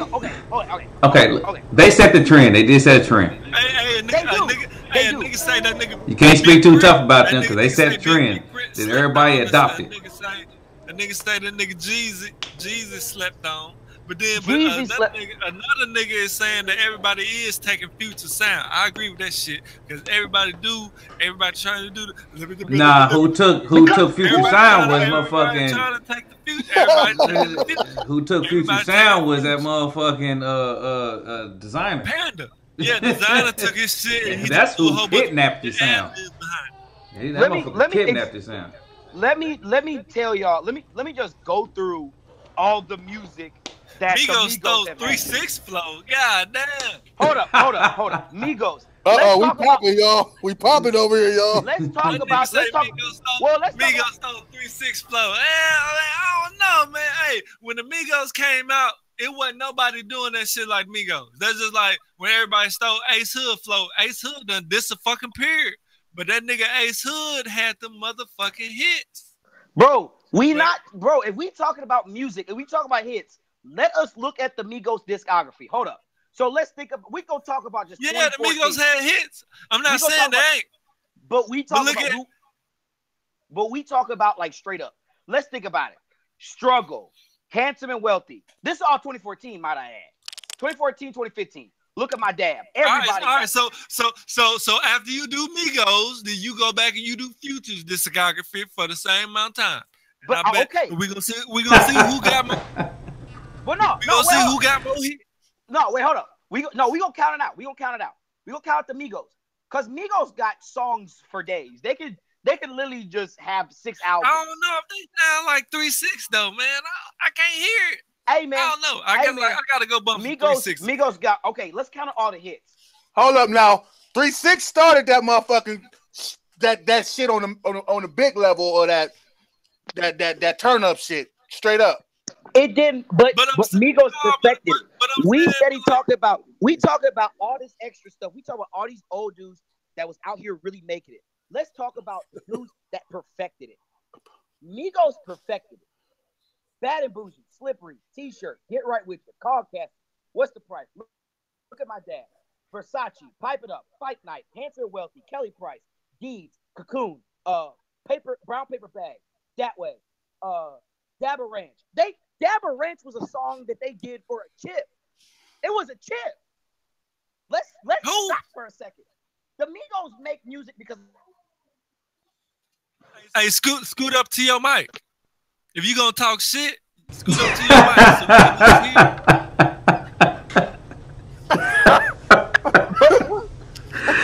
can Y'all fried, boy. I swear. Hey, this is the only way. I love this shit. Hey, I love this shit. On the Trap Monster platform, this is where you get this kind of conversation you get from us. You know what I'm saying? Straight up. This is straight raw meat. You know what I'm saying? Oh, man, straight raw man. meat. Shit.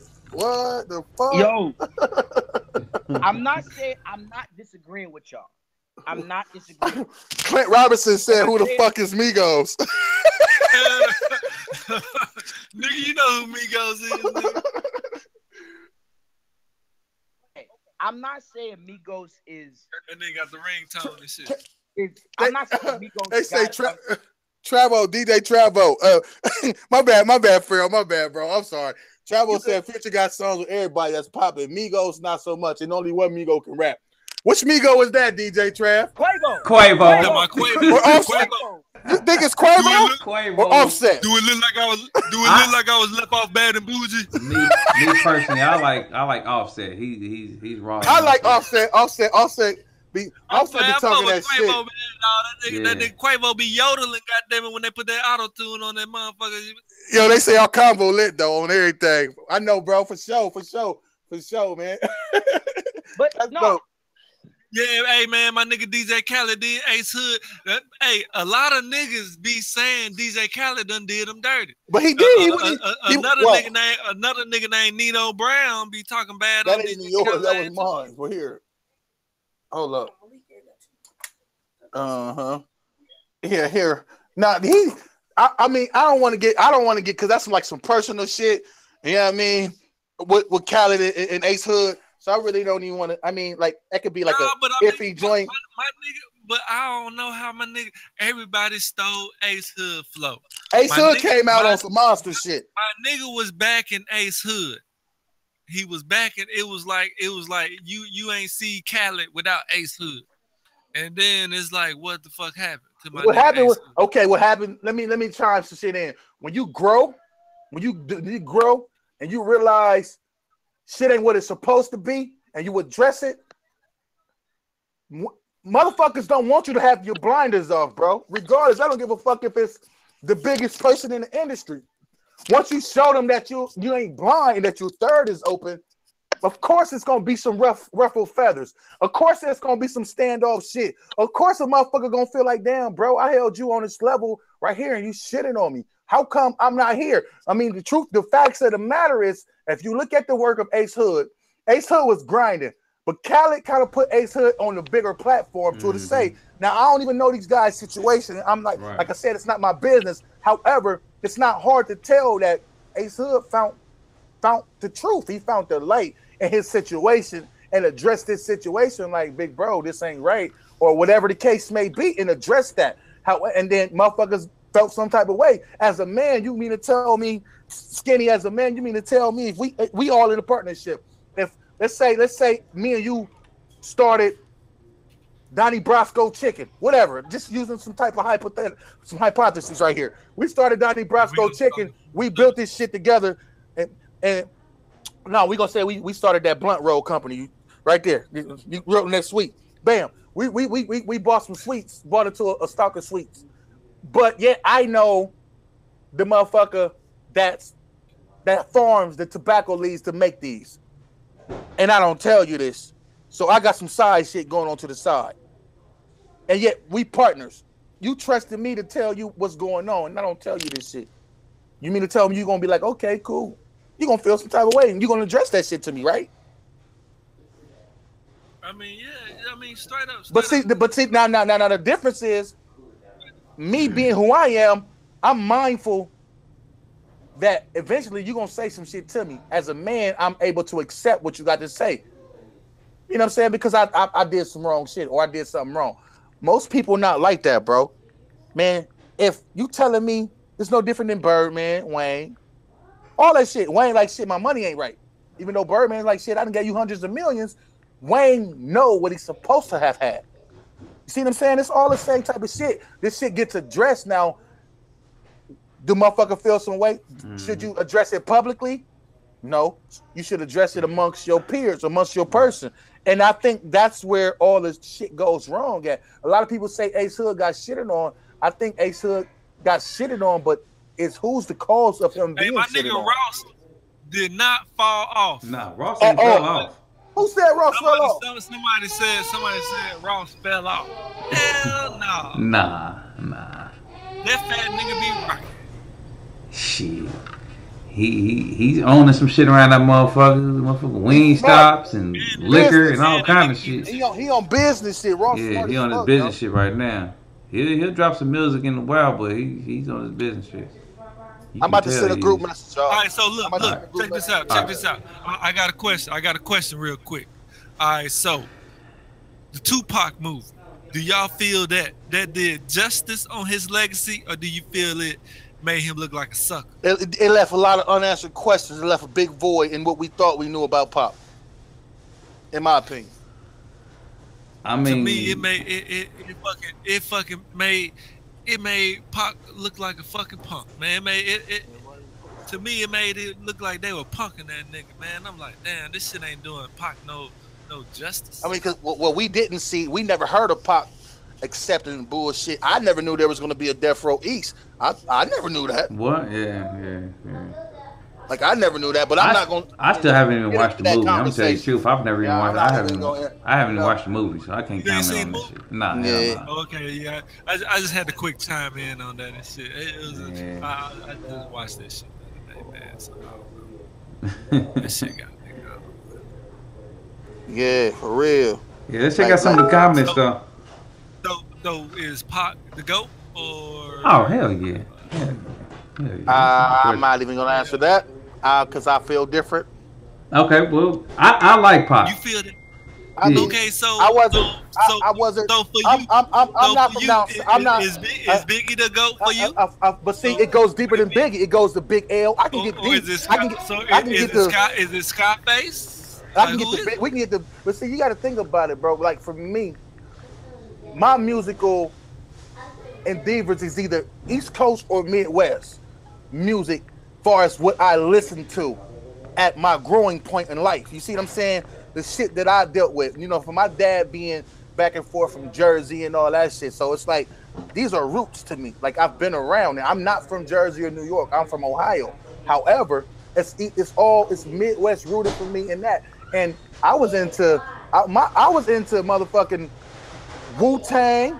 I was into motherfucking I was in a shit Pun, Big L, all of this shit. Jada Kiss, You know, man. I fuck with Kiss, the Locks, all of them. Yeah, but Kiss is however, hard. I mean, I can even get to the deeper part of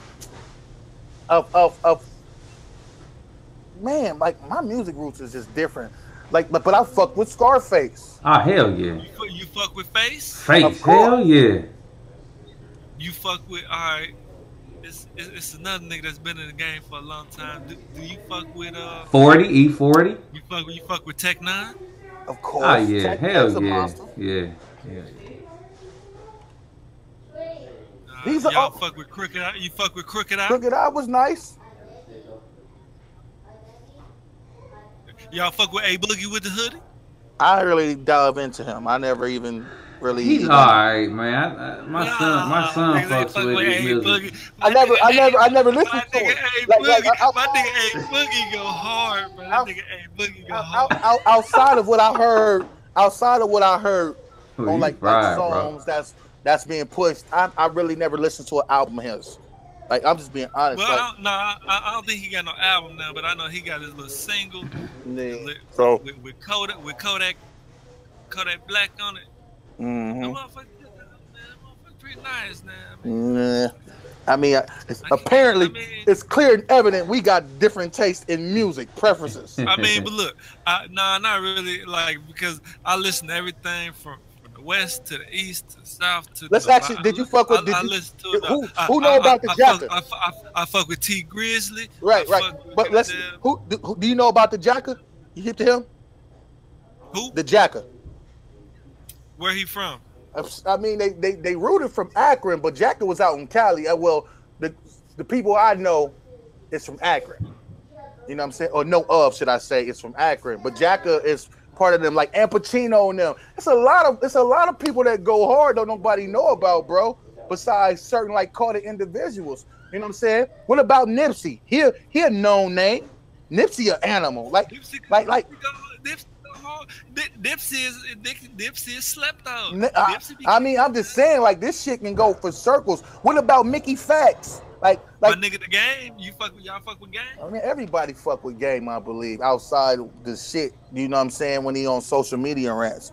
For music wise, Game is up there, bro. So does Game have a classic album? You know he got a classic album. He got a couple classic albums. That Jesus piece was a classic album. Oh yeah, hell yeah, yeah. I fuck with that Jesus piece. And that documentary, the first documentary, was a classic. Yeah. That shit right there was insane. Ooh, that motherfucker that shit is insane, bro. You feel me? Like straight up. So this is. Yeah, that nigga got some motherfucking class. And that nigga 50 got a classic. The Dipset was classic too, man. Dipset was classic when them niggas came out. They said Dipset is state property.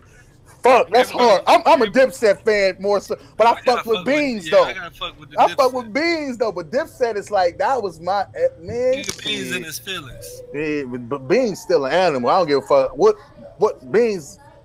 Man, go back to the Truth album with Beans. Chris and me. Yeah. Matter of fact, go to the reason. I mean, Beans ain't never dropped no bullshit album. You might criticize the production, but the shit Beans always dropped has always been fruitful. Like, Beans is a motherfucking monster to me.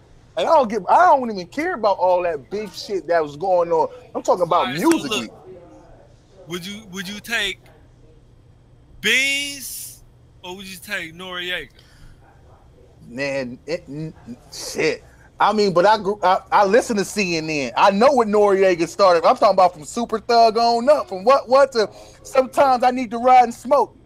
It's man, that shit. That's Capone and Noriega. When you get to going like that, you got to wait all those projects as well, bro. But that's hard for me. That's a hard question. Or DMX or Ja Rule? X. Come on, don't ask me no goofy shit like that. DMX or Ja Rule. A lot of niggas like Ja Rule though, goddamn. Man, I don't believe that. I mean, niggas might have listened to him, but ain't nobody in this world gonna say they choose Ja Rule over DMX. And ain't no shots at Ja Rule. I'm just saying. What? X going through his problems right now, and X still a legend. He's still a legend. You feel me? Nobody can erase him at all, no matter what he do. X. That's crazy. Damn, they say they say Dipset is overrated. Damn, they say Bone Thugs and I'm from Ohio and I ain't even bring them up, but Bone. That's because niggas don't fuck with him.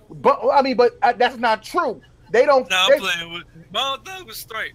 Bone Thug, the Bone is them motherfuckers is legends in themselves. They paid the whole way for this singing shit. That sing rap shit, yeah. Harmony shit, all of that shit. If you listen to it, take the auto-tune off. That's what niggas doing right now, still to this day. Yeah. If I'm wrong, tell me. But I doubt that I'm wrong.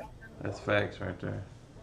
That I know of. I know I ain't hear take the auto-tune out before Bone and think about who really on a super level. These niggas was singing, rapping, and it was so dope. We all was singing and rapping that shit. Everybody, you feel me? Mm-hmm. They had that shit right there. I mean, some people say they cool now, but they was legends. Shit, Busy and Crazy Bone still going in. Busy Bone's a motherfucking monster.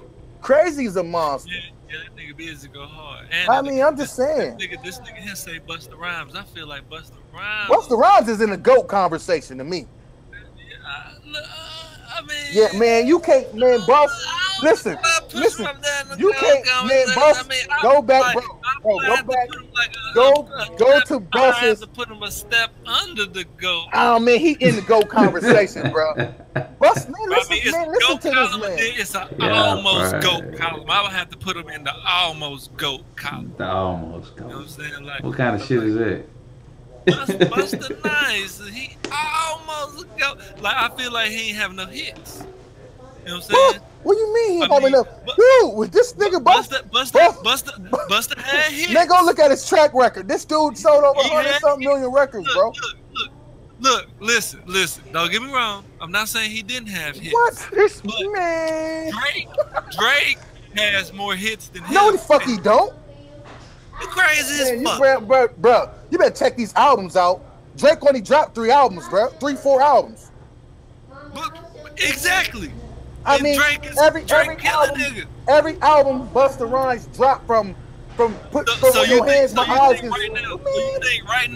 So you think right now, if we look at album sales, that Drake, that Busta Rhymes is gonna have more sales than Drake? You absolutely motherfucking right. Let's do it. Hell the fuck no. Nigga, I'm googling right now just to set you up for this one.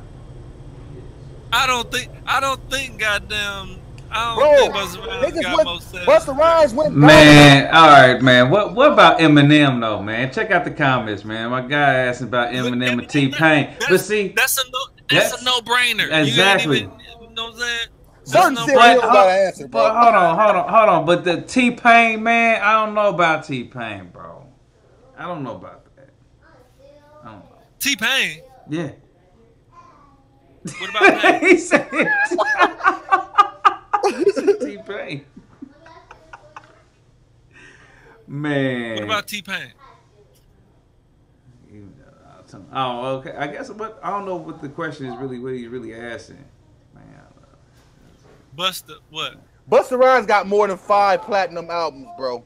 Like seriously, like albums. This is when album sales. We ain't talking ringtones and stream shits and all that shit incorporated. We're talking core album sales, bro. The results are in. Goddamn it! Right, and Busta Rhymes went. What is the result? I don't want to hear all that small talk. Don't tell. I already done put it out. Goddamn Drake got more sales than Busta Rhymes. No, he don't. Yes, he do. No, he don't. Yes, he do. Yes, he do. So you trying to incorporate a little we talking album sales. We ain't saying singles and all this shit. We talking total sales. No, I'm talking about sales. Oh, okay, so he's asking is T-Pain a legend in the R&B side? Drake done sold more records than Busta Rhymes has sold records, and Drake is in the digital world. He ain't even in the record world. This nigga gonna say goddamn Busta Look here. Screenshot this. Look, I'm about to study now right now. Look at it. Drake is nearing 10 million sales. Drake is nearing 10 million sales USA. That's it. Drake only got 10 million. Get the fuck. That's Drake what Google did that say. on one album. Bro, Drake ain't never sold 10 million copies on one fucking album. You sound goofy. Nah, but Eminem did though. Of course. Yeah. Eminem slaughtered Busta Rhymes, but Drake don't. All right, but look. All right. So you know what, Skinny? I ain't about to let you get no wreck off me. That shit over with. What's the number? This shit over with. This nigga Skinny trying to get recreation off me, yo. And I sit there and bit the album. I don't believe I did that shit. I'll sit there and let you gas me into this shit. You fucked up, man. You did that. All right, on some honey shit though. Drake total album sales right now, he's near 10 million. It's 9,979,000. All right, so he up there. That's Drake's total album sales as of right now. Now I'm gonna tell you what Busta Rhymes was, just so I can win this debate. My girl say I do this shit all the time. That I gotta be right. I think she right now. I don't know. I think I'm right about this one, bro. I don't know. I feel good about this one. All right, Busta Rhymes sold. I'm about to tell you, bro. Busta Rhymes has sold more than 10 million albums in the USA alone. See, you can't even give me a number. I'm about to give it to you. See, you gave me a number all the way to the nearest 100. But they don't got this to the nearest 100 on it. Then with Busta, you just giving me a rough estimate of numbers. But it's more than 900. We're gonna do estimates and rounds. I can round up Drake to 10 million. I can round up Drake to 10 million as well. Oh man, you was petty as shit, Skinny. I ain't fucking with you though, boy, man. Bingo! I found it. Hold up. I found it. He has. Hold up, that ain't it. I ain't fucking with Skinny no more. I'm cutting Skinny off. Hold on. You gonna mute me. How many records? Hold on. Busta Rhymes. Hold on. Busta Rhymes total album sales. Exactly. That's what I'm saying. My nigga Busta been out for a long time. Don't get me wrong. But Busta ain't dropped in so long. Like. Yeah. But what I'm saying is, yeah, like dudes say, DJ Trevo, he say his career wasn't balanced. It's like my nigga was out there in the 90s, and then it's like he was pushing them hits out. Yes, he was pushing hits. Then it's like, okay, what happened? And then niggas is saying Drake over Busta. So it's like, come on, man. The fraction is the common denominator. Man, Drake got the hits. Then the last album, he busted top of it. Boy, yeah, fool. Yeah, really looking my nigga T.I., I would say my nigga T.I. got one of the motherfucking, hip hop classics too. He got motherfucking Urban Legend. I used to bump that motherfucker every day. I had all T.I. shit. Nigga, I had T.I.'s first album. I'm serious. On everything. I forgave myself. That's legendary shit, bro. I had that one too. But it was like that. But then when he came out with that motherfucking trap music, that shit. But look though, who would y'all say really started the trap movement? Would it be T.I. or would you say Jeezy? Who really started that trap shit? T.I. was out before Jeezy. Right. Talking trap music. So we're gonna have to say T.I. But then hold on, here's the biggest question. What producer started the trap? But when Jeezy dropped Motivation 101, huh? What producer started the trap music? What producer started? Somebody gonna say Zaytoven. No. I mean, because it's almost facts. As far as trap. Cultural trap. I mean, I don't know, man. That nigga Lex Luger had a good look. Yeah, but Lex was out before. Zay was out before Lex Luger was. I'll do you one better. What? Who produced T.I.'s albums? Toomp. Yeah, but Toomp didn't come. Toomp didn't come along Shorty until Red, what? Toomp. Urban Legend. Toomp didn't come. We didn't hear about Toomp until trap music, the trap music album. trap music album. Well, yeah. with 24 is on it. Yeah.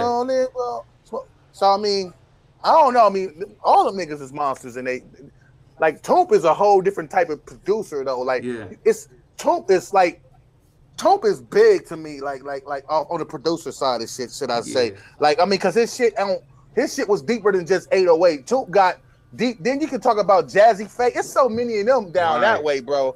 Like that's on legend status. They on legend status for real. That's crazy. I mean, real is real. Mm-hmm. So would you say Young Chop is a legend? Who? Hell no. He started the drill shit.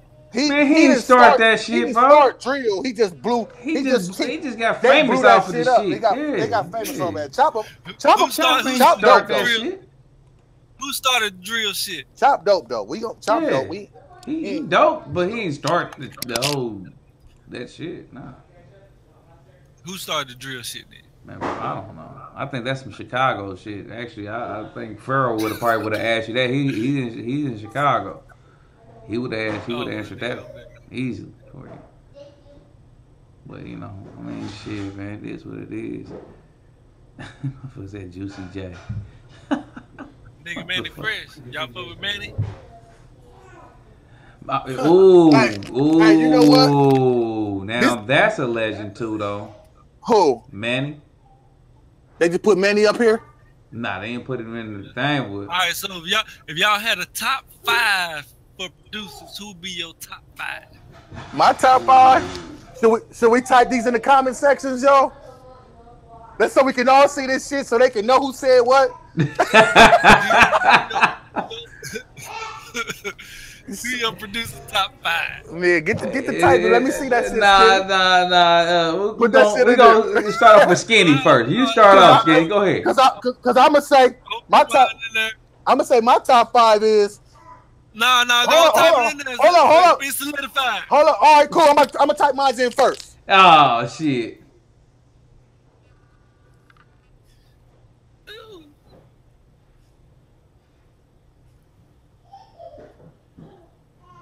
Hold up, I'm about done. Hold up.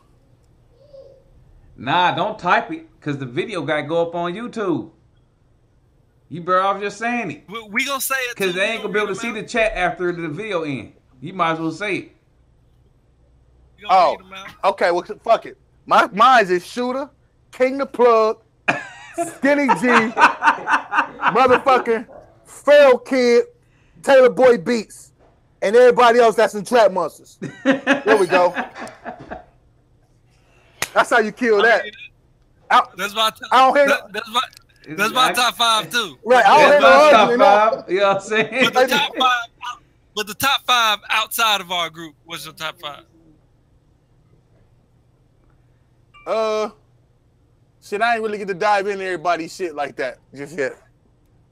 I'll say, I don't know, man. I don't know. My number 1, I did have Dre down, but I'll say Premier. I put DJ Premier as my number 1.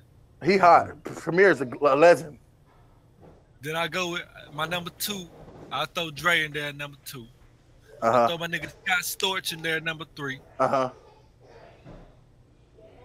We only got one similarity so far. But go ahead. 4. Let me see who would be my number 4. This shit hard, ain't it? It's harder than you thought to sit there and narrate this shit down, ain't it? Number 4, I throw my nigga Kanye in there at number 4. Okay, 2. We got 2. And I'll round it out with goddamn Pharrell at number 5. All right, here go mine. First off, number 1. Dr. Dre. Number 2, Timberland. Number 3, Just Blaze. Are you fucking serious? Did you not hear Just Blaze discography? Blaze in there, man. Yeah, no, you said what you said. Say Blaze. No. I gotta throw it. Well, my 5. Ain't no 6 man. Ain't no 6 man in this. Hold on, let me finish. Let me finish this. Hold up, let me finish. Who you said after Blaze? Now, see, after Just Blaze, we're gonna say Kanye West, because of the relevancy of his music in the time. And then I can't never just leave out we can't never leave out the legends that's been gone. So I'm gonna have to say Jay Dilla. Oh, yeah. Okay. And he should have kind of been at the top 3 out of respects. Now, if we do a top 10, this shit get funky. Okay. Now let me do mine. Now let me do mine.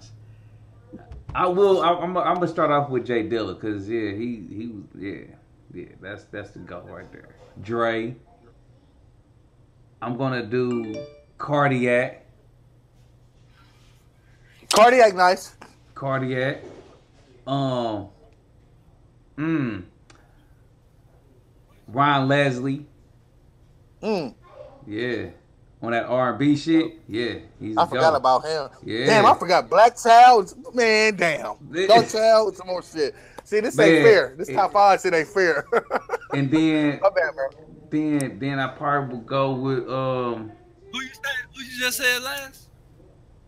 Oh shit, man! Damn, now you had to me fucking rename all these motherfuckers again. You said Ryan Leslie, bro. Ryan Leslie, yeah, Ryan Leslie was the last one. Oh, okay. And then I would probably add either. Ooh, that's a mixture between Polo Don and DJ Toomp, but it'd be like one of them.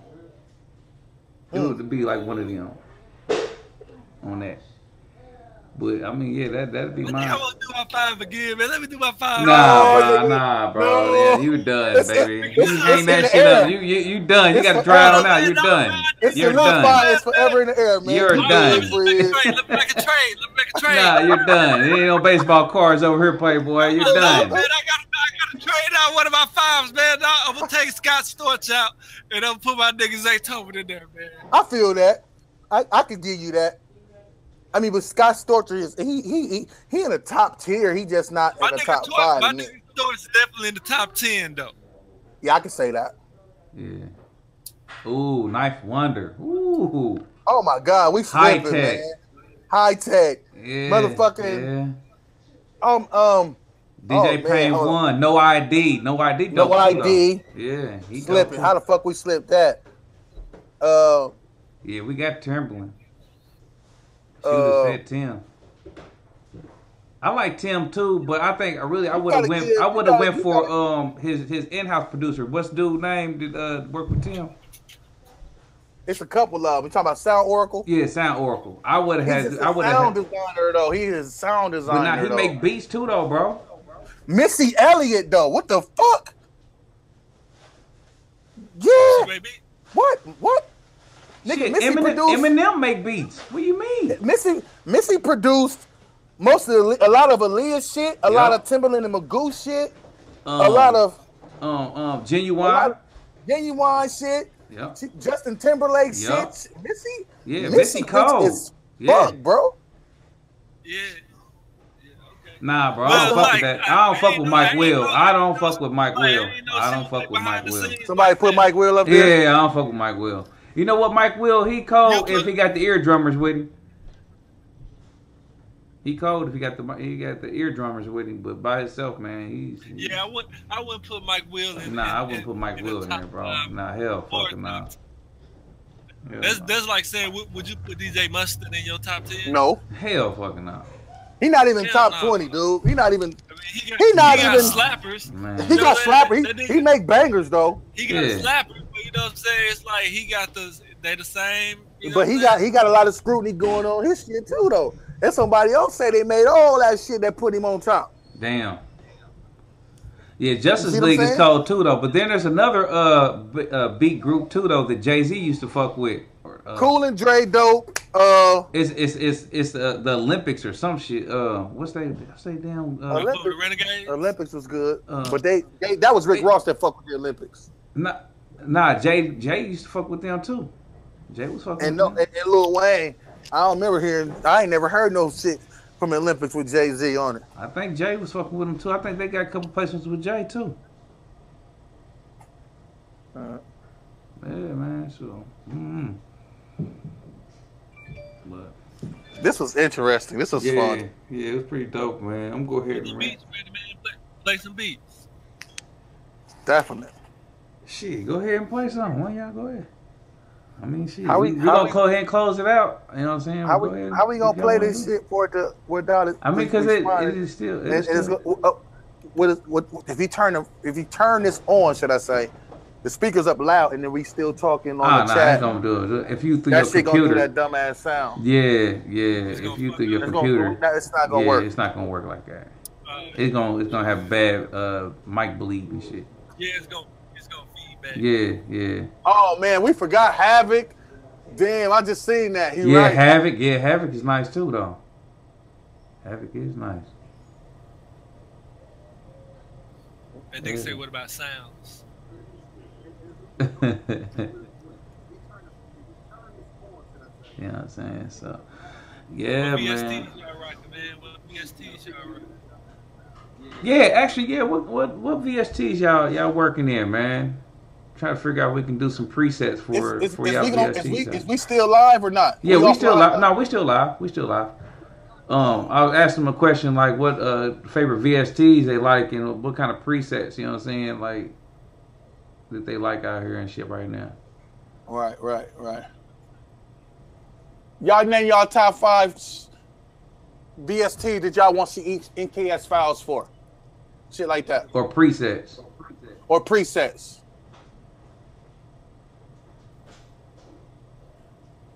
Cause we about to start pushing some shit out here, so I mean, if y'all want some exclusive shit, definitely throw it in the comments. Yeah, nigga, Alchemist, nice. Yeah.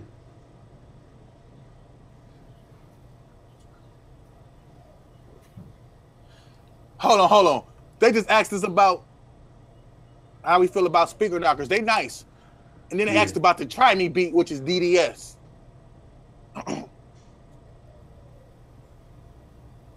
That Try Me beat was dope. Definitely dope. Shout out to DDS. Yeah, shout out to DDS, man. He's a dope producer, man. Definitely dope, bro. Go look him up, man. DDS, I think it's like 825 or something like that is his name. 825 or 8825. It's something like that, yeah. DDS. Hybrid 3, Salinth, Zebra, Dune 2, and Predator. Okay, I got Salinth, I got Dune, and I got Zebra, but I don't got Hybrid, and I don't have Predator. That nigga say that shit funny. What? Silent. Silent. Yeah, it's Salinth, though. It's Salinth, though. It's silent. Y'all say silent. But I gotta say that shit. It's Salinth. That nigga say, he say silent. Salinth one, man. That's what everybody be saying. They be like, "You got silent?" I'm like, "Nah, I ain't got it." Hey, real shit. Nobody said Nexus at all. Nobody said Nexus. Nobody fucking with it like that for real. Yeah. I got it because I just wanted it in my archive, and like I said, I've used it. But man, we got Chronoses, we got Juno G's, man. We got real shit. I mean, we can do this shit all day long, man. We gonna be giving y'all some Core VSTs. M1s, all kind of shit. We gonna be giving y'all some VSTs, some shit we gonna create from scratch on our own. Y'all got, we gonna put some shit together for y'all. Y'all gonna be definitely happy when we do announce this shit. Trust and believe that shit coming. But as far as everything else, y'all, we just asking about presets and NKS files because we figure, a lot of producers want to work fast and on the fly. So if you got a complete controller, we definitely gonna be able to bless y'all and everybody else too. Mm-hmm. The Akai as well. You know what I'm saying? Y'all gonna be cool. We're gonna put some shit together for y'all. Definitely right about Nexus. That reverb is insane. Yeah, man. That shit, fucking reverb, man. It's too much fucking reverb in that shit, man. Like, man. That shit. Overkill. That shit is every fucking sound gotta have reverb to it, man. Ain't nobody even say Omnisphere. Wow, I didn't see Omnisphere. Yeah, Nobody, Omnisphere. Ain't no Keyscape users, no Omnisphere users out there. What? Are y'all Expand. Serious? Stop sleeping. Expand is truth. Contact shit. Yeah, contact. Yeah. We got hella contact shit too. Yeah. Hell yeah. I mean, shit. This shit can go on, y'all. Man. Y'all just chime in and let us know some shit. You know what I'm saying? What's in y'all? And then which y'all go to VSTs, y'all might want presets for, you know what I'm saying? Right. For sure. Shit up. Well, and if y'all was to say, if you was to go buy a drum kit what would you want? What would you like in your drum kit to make y'all feel like it stand out different? Because we focus on bringing a difference. We not trying to get nobody no recycle shit. We trying to, and I ain't knocking nobody's hustle or not. We're not knocking nobody's hustle. However, we trying to take some analog, actual real, all that shit, real live instrumentation, and present y'all with some fresh shit. Yeah. You know what I'm saying? And hopefully y'all will fuck with it. You know what I'm saying? We already gave you guys one. You know what I'm saying? And we gave you two. Suicide Bang is out. We gave y'all two. But we got one for y'all for the free right now. Y'all go check it out. Download that shit at trapmonsters.com. Suicide Bangs is dope as fuck. Y'all need to go check that shit out. Check out the difference in the instruments and the sounds. These are made from us for the most part. These sound effects is created by us. So it's like, we gonna share love. We gonna spread love to y'all and shit. Now we ain't gonna busy work beat y'all, man. We're not gonna no pun intended, but we're not gonna we ain't into beating nobody. We not even on no shit like that. I don't even know what you talk about, but I mean you gonna be satisfied with your service. You know, you fuck with Trap Monsters, y'all gonna be cool, man. Like we for the producers. Right. We're not against the producers. We for the producers. That's why we giving y'all so much sauce as it is. We not hiding our screens. We showing y'all what we making shit with. We showing y'all during these cook-up videos. You see what I'm saying? So like we for y'all too, bro. We for everybody. We believe in lifting. You know what I'm saying? There's no secret squirrel meetings and shit. Of course, we're not about to just give y'all the Bible of our creation, but hey, you know what I'm saying? We definitely we about we just kind of let y'all know that we do have services out here for those who are wanting. You know what I'm saying? We understand everybody don't know how to mix beats and mix it and whatever. We have mixing and mastering services. We just trying to let y'all know that. You know what I'm saying?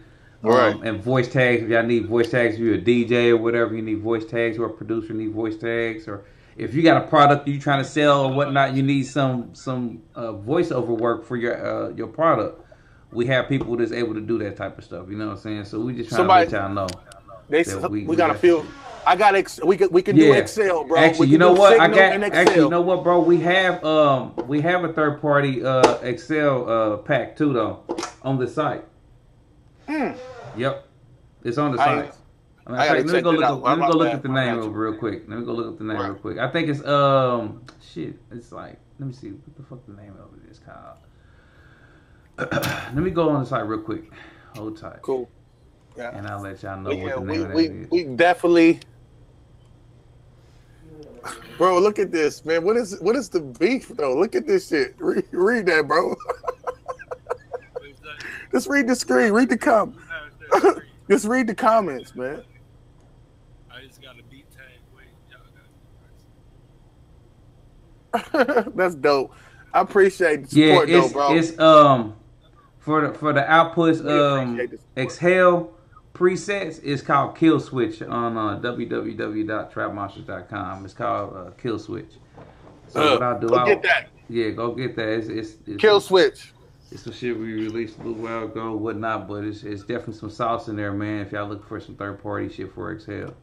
Yeah. Definitely. We got Signal shit coming up too. So analog strings. We about to be working for y'all, man. Just give us a little, that's why we ask y'all for y'all input. Most definitely go check out the site. It's right there, the link right there, www.trapmonsters.com.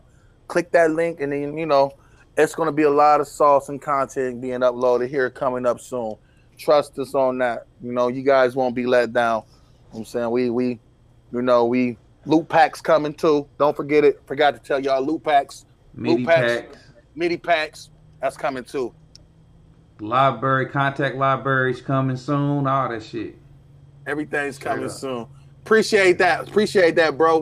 We glad we can become your new site, bro. That's dope. Appreciate that. Spread the word. Let your homeboys know what's up, man. That's love for sure. Straight up. Yeah, we're gonna go ahead and end this, man. Like I said, appreciate the support and love, y'all. Till next time, man. It's the Trap Monster team. You know what I'm saying? We're out here, my guy Shooter, Skinny G, Pharaoh was on here. And be expecting cook up videos and tutorials from all of us, you know what I'm saying, in the coming days or whatnot.